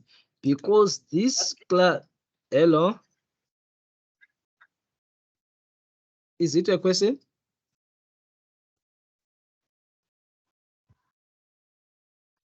Was it a question or? No, sir, you may proceed. Okay, it's okay. Okay, so what we are saying here is that this class A is a superclass of class B. Why are we saying it's a superclass of class B? Just because class B is inheriting from what? From class A. Class B is inheriting from class A, so class A is a superclass of class B. And then it's not just a superclass, but it's a direct superclass of class what? Of class B. Because class B is directly inheriting from what? From class B. And then it goes on as this one, class B, also a direct superclass of class C. Because this class C is also inheriting from what? From class B. So this one is a direct subclass of what? Of class B, but also an indirect class, subclass of class A. And this one being the indirect superclass of class C. Why so? If we inherit something from class B, it means that that thing is now a member of class B. And if class C is inheriting from class B, which means it is also inheriting some of the information from class what? From class A. So this one is an indirect superclass of class C. And also C is an indirect subclass of class what? Of class A there through this B, through this B. So I think this is like the inheritance in what? In Java. So we've got inheritance across packages. Maybe we've got the package 2 and then the package 1. What does it mean there? So it's now like you want to see what you can inherit and what you cannot inherit. That's the purpose of all this thing. What you can inherit and what you cannot inherit. So we've got public class here, and then you've got the subclass here, and then this subclass here. But look at this. This class, they are in the same package. And then this class is in its own package, like from different from these ones. So let's start by talking about these classes which are inheriting from each other, and then not from each other as such, but with this class inheriting from this class, but in the same package. So if your classes are in the same package, most likely to be in the same file or in just in the same package. So what happens there? If something, if got the default, like the default declaration there, no public, no protected, no private, no what, the default access modifier, it can, excuse me, it can be inherited by the subclass in the same package. That's what it means. If it is public, it can be inherited. If it is protected, it can be inherited. But it is private. If it is private, it cannot be inherited by the subclass. So if they're in the same package, you can not only inherit something which is private, otherwise it can be inherited. That's it for those in the same package. But if they are in different packages, you have this class and this subclass of this class. It cannot inherit something declared with the default access modifier. If you just say int A, you didn't put private, public, protected, what, that one you cannot inherit it from outside that package. But if it is public, you can always inherit that. If it is protected, you can always inherit that. But if it is private, you cannot inherit that. So you can only not inherit from a certain class if they're in different packages, only on default access modifier and on private modifier. Otherwise, if they're on the same package, you cannot only inherit something which is private. So this is what we want you to see. When you are getting some errors, you just go back here. That's where you'll be creating your errors there. So this all is just talking about that. Just talking about that. So it's now like, how do you do the inheritance? I think I'll just do before the polymorphism there, and then before the polymorphism, yeah. Before that polymorphism, I think I need to just show you how you can do the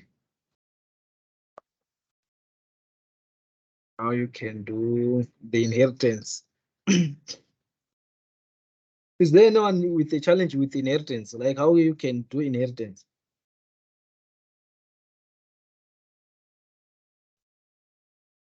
Is there anyone with a challenge with that? No. I don't think there is a challenge there, because what we just need to do is just to use the keyword extends. You use the keyword extends. So maybe what needs to be demonstrated, maybe it's polymorphism. But otherwise, this is how do you do inheritance? And then the question will be why it is actually very important. And then why do we need inheritance? And then those are those are some of the questions that you must be able to answer in case you are asked. Just like that. So let's talk about the polymorphic of inherited methods here. So ordinary methods in a base class, by which methods that are not constructors are inherited in a derived class in the same way as the data members of the base class. So it's like any method can be inherited as what we have seen on the data members. So those methods declared as private in a base class are not inherited, and those that you declared without an access attribute are inherited only if you define the derived class in the same package as the base class. So zvaungonosiyana pauti tungoinheta kana zviri same class, zviri same package kana usina, kana iri default, kana iri default access modifier. The rest are all what inherited. So a class cannot extend more than one class. Okay, this one also is very important. A class cannot extend more than one class. So you cannot have extend this, then extend this, then extend this. You only extend one. So there's one parent per class. Iyoyo munoione kunhekirikini multiple, quite multiple inheritance. C++ iriko multiple inheritance also, blah blah. But here you only extend one class. So a class can have multiple ancestors. However, since class B could extend class A and class C could extend class B and so on. So it's like if class B extends class A and C class extends class B, it means that C is now inheriting from A and B, but you cannot directly inherit from A and B. It's now like the ancestors, just like that. So some languages like C++ allow a class to extend more than one class, more than one other class, but here no. So this capability is known as multiple. Yeah, we call it multiple inheritance. But the reason that Java's creators choose not to allow multiple inheritance is that it can become quite messy, and it will actually become complex for you. So it's better just to extend class by class, and then you know that you have everything from those above class that you've actually already extended. So in a nutshell, the problem is that if a class extended two other classes, and both the superclasses had, say, a do stuff method, which version of do stuff would be would the subclass inherit? Like just like maybe you've got two classes that you are inheriting from. They have the same method or the same function. Which one are you going to pick?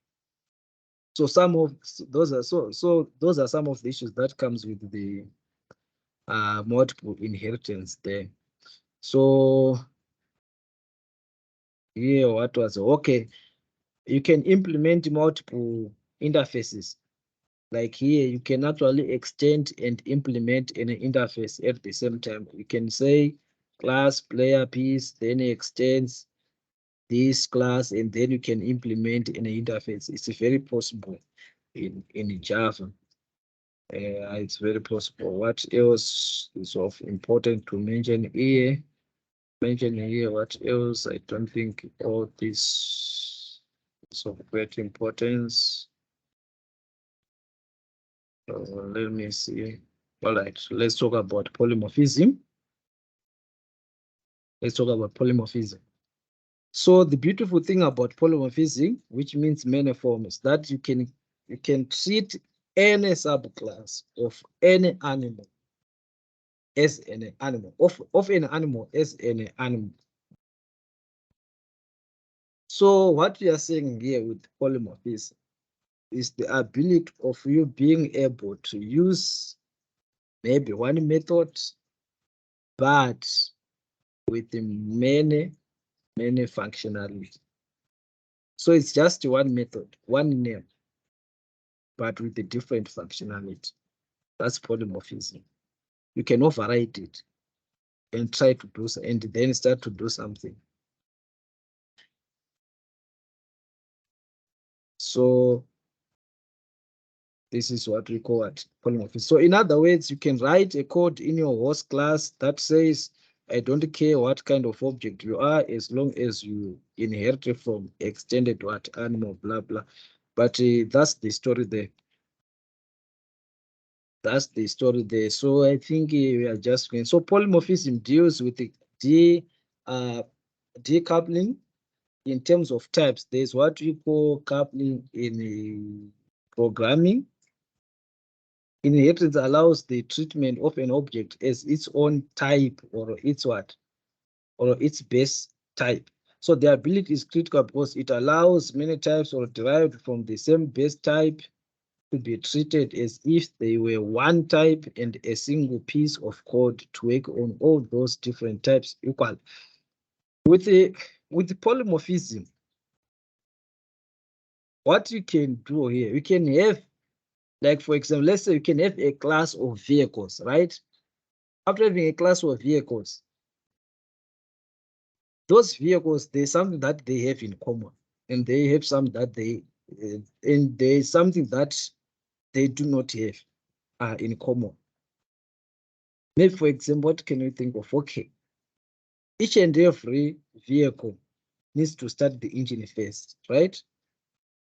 So you can have just a single class there for vehicles with the method to start the vehicle. Maybe you're just putting the key and then you turn this key and then you are now starting. So it's like it's in a common. But let's think of something that they do not have in common.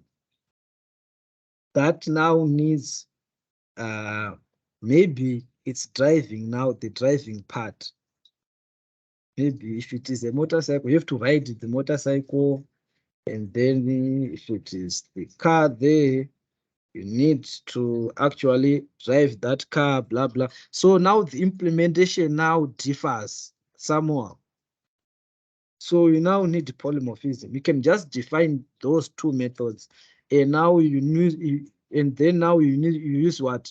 Polymorphism to implement that. On polymorphism, you are now going to the classes and inherit from the vehicle. Maybe you can go to the, let me see if I cannot do this. I'm sure I can just demonstrate on that one and show you how you can use polymorphism. And then from there, yeah, let me just do a quick one on that one. And then from there, you can tell why. Sorry, I just want to share my IDE. I'm not going to create another project here. Let me just use this one, but I'll remove almost everything here. Okay, what was this one? Okay, this is the same class. Okay, I'm just going to see what we can do.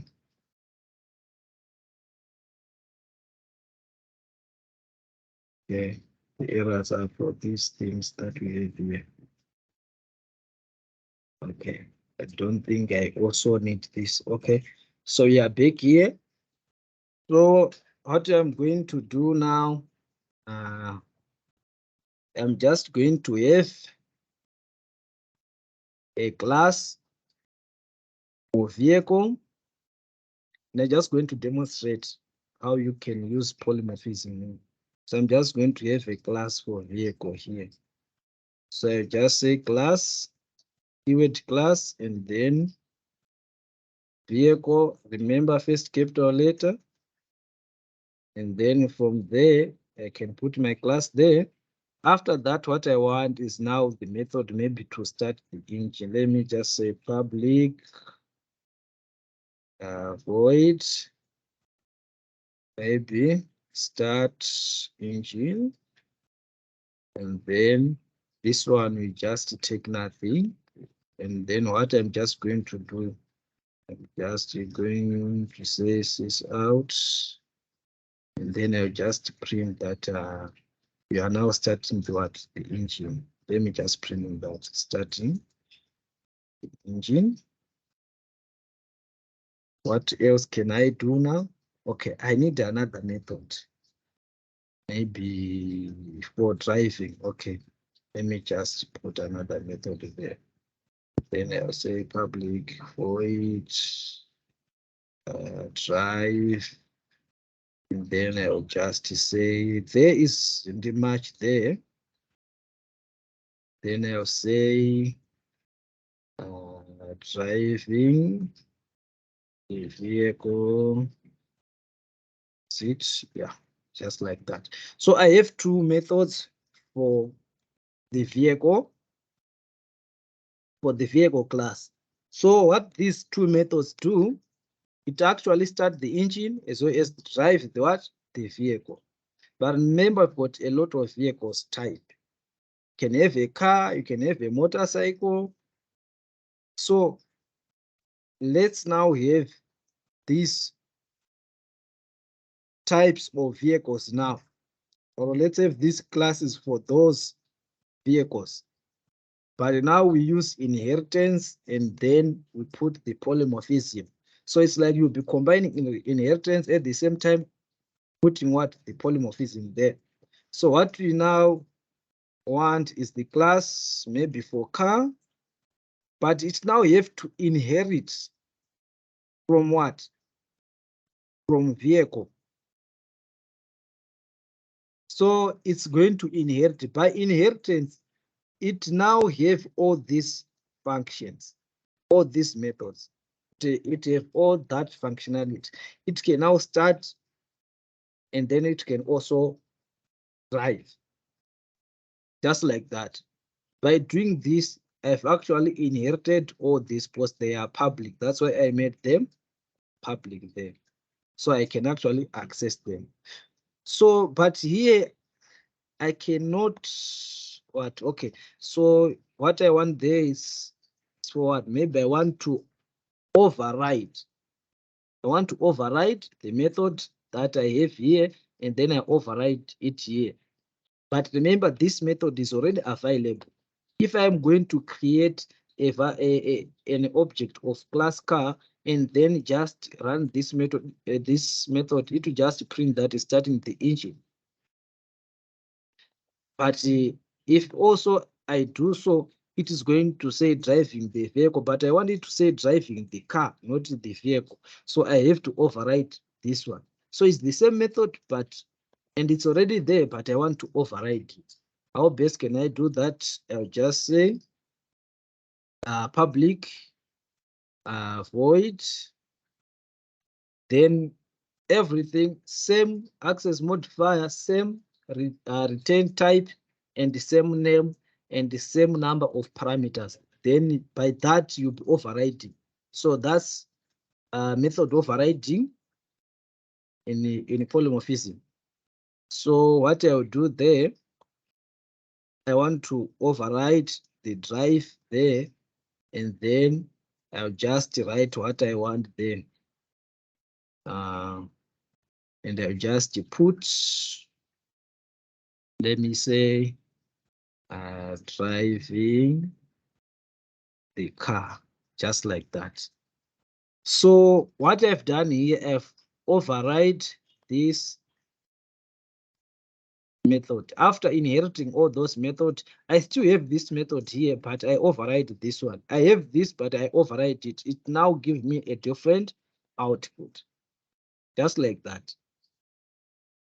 So this is also part of polymorphism. I can also have another class. Sorry, team, I'm good at copying and pasting, but I only copy what I know and what I understand.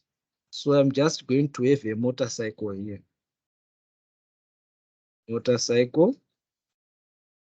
So this is a motorcycle class now. It's now a motorcycle type, and then after that, what am I going to do? Yeah, I do only copy what I do understand. What I do understand, I do not do copy and paste.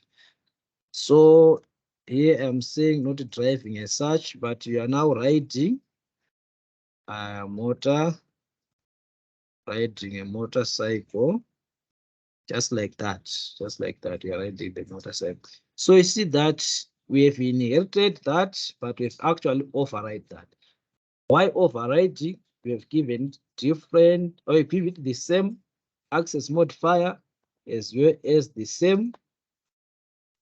return type and the same name and the same of a number of arguments with one that we have in a vehicle. If you look at this, it's just the same. If you just change it, you'll be creating another method which will be not this one. So you'll be not overriding this one. This will be available in your class, but it will be different from here. Even if I put something like a string name here, I will be not overriding this because there is difference in the arguments that it is taking there. So now I can just come here and do whatever I want here. Like if I create the objects, let me just create the object of vehicle. Maybe let me say vehicle, maybe my vehicle. Remember, this variable must be always convey some messages, like what we say there.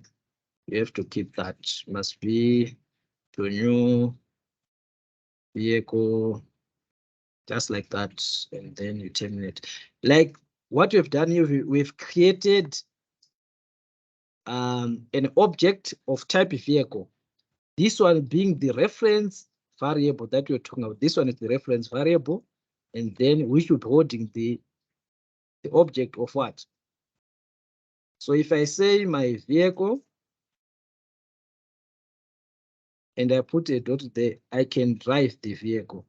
But before I drive, I just want to start the what? The vehicle there. So I can start before driving. I can what? Drive, I can start the engine there. So if I run this,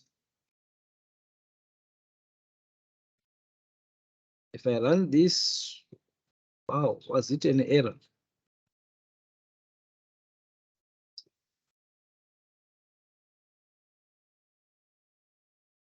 What happened there?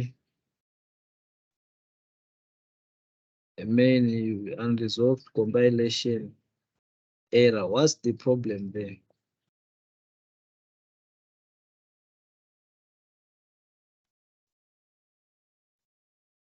What's the problem here?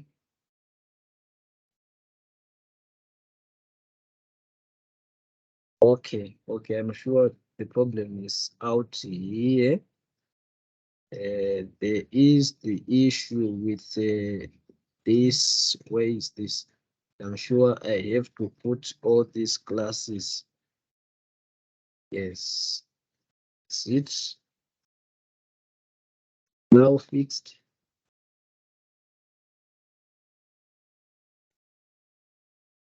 Okay, this class. Okay, when I do the copy and paste it there, I'm sure that's where I made an error. When I've done the copy, and the pasting, I think that's where I've created that error there. Okay, I think we are now good to go. Yeah, that's where I made that error. So I think we are now good to go. Let's just run this. Okay, I think we are now good to go. So it happens. So just like this, starting the engine and driving the vehicle. Just like that. Okay, what about if I want to now ride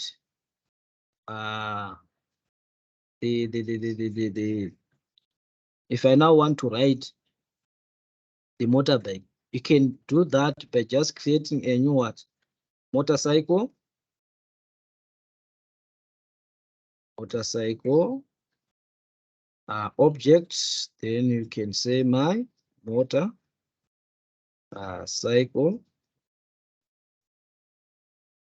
Yes, as boring as it is to write that, but that's what it has to be. Then motorcycle. Sorry, it was supposed to be new object of. So use the new keyword there. So for the motorcycle, I want you to notice something here. I told you that team, I'm good at copying and pasting. That's what I'm good at. I do copy. A lot of times I do copy and then I'll do pasting. But I only do that for things that I do understand. Okay, so what I've done here, I'm going to ride a motorcycle, but look at this thing, team. I'm using the same method. If you see this one, this method is the same as this one. If you see this method is the same with this one, but with a different functionality. With a different functionality. That's what we call what? Polymorphism. If I run this one, you see that here I've got starting the engine, then I'm now riding the motorcycle. Here I've got starting the engine, and I'm now driving what? The car. All these things are being done by same what? By same methods, but they've got what? Different functionality. If you see here, I'm driving the vehicle here, was done by this drive method. I'm riding what? A motorcycle was done by this drive. Only that we are using this object and here we are using this one. So it's like same name and everything, but with a different what? Functionality. That's what we call what? Polymorphism. So what you can do now is just go and read what do you need for polymorphism and blah, blah. But that's how you can actually implement what? The polymorphism there. We've done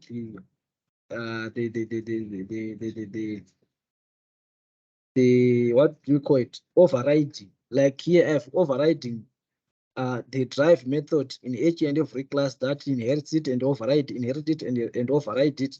Like here, driving the car. If I do for the driving the car,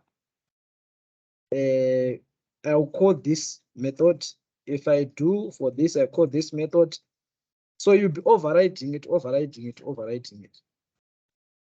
Also, there is the issue of method overloading in polymorphism. Overloading. By overloading, it's now you'll be adding more arguments there so that it will be different from the other one. Like here, I can have this drive and I can have another one. I can have this one, this drive, which is already there. And I can have the other one with a lot of what? With a lot of arguments here. So you are now overloading it. You are giving it more argument than the one that it was heavy. And then you can pick that using the number of arguments, like when you do function or method calling there, just like that. I don't know if there are questions here. Don't know if you have questions here. Because I think I've talked a lot. Okay, so if there are no questions, I can quickly unshare my screen. I'll quickly unshare my screen. What do I have here? So that's it, team, on polymorphism. You can read the literature there. There's a lot. Let me reshare my slide there. There's a lot that you can but where were we? Okay, there's a lot on polymorphism in the literature that you can read, but I think now you can go it on your own, a variable, blah blah blah. Because I think I've talked a lot for today. So like what we've done, the team will be having all the same methods, but doing different things.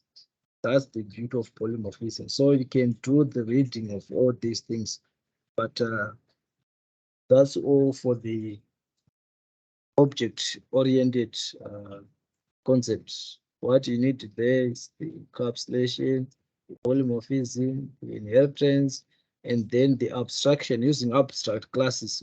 Look at that, the abstraction concept using the abstract classes there, but I think we've already done that. The concept of using abstract classes, we've already done that.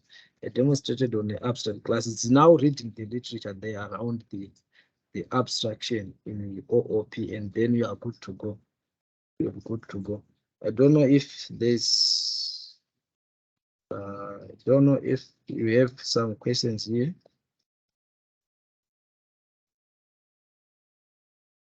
I don't know, do we have questions, Tim? Or should I have to ask you now? Delight, do you have something to say? No, thanks. Sorry. Okay. What about others? I think it was, it's now almost 3 hours. So,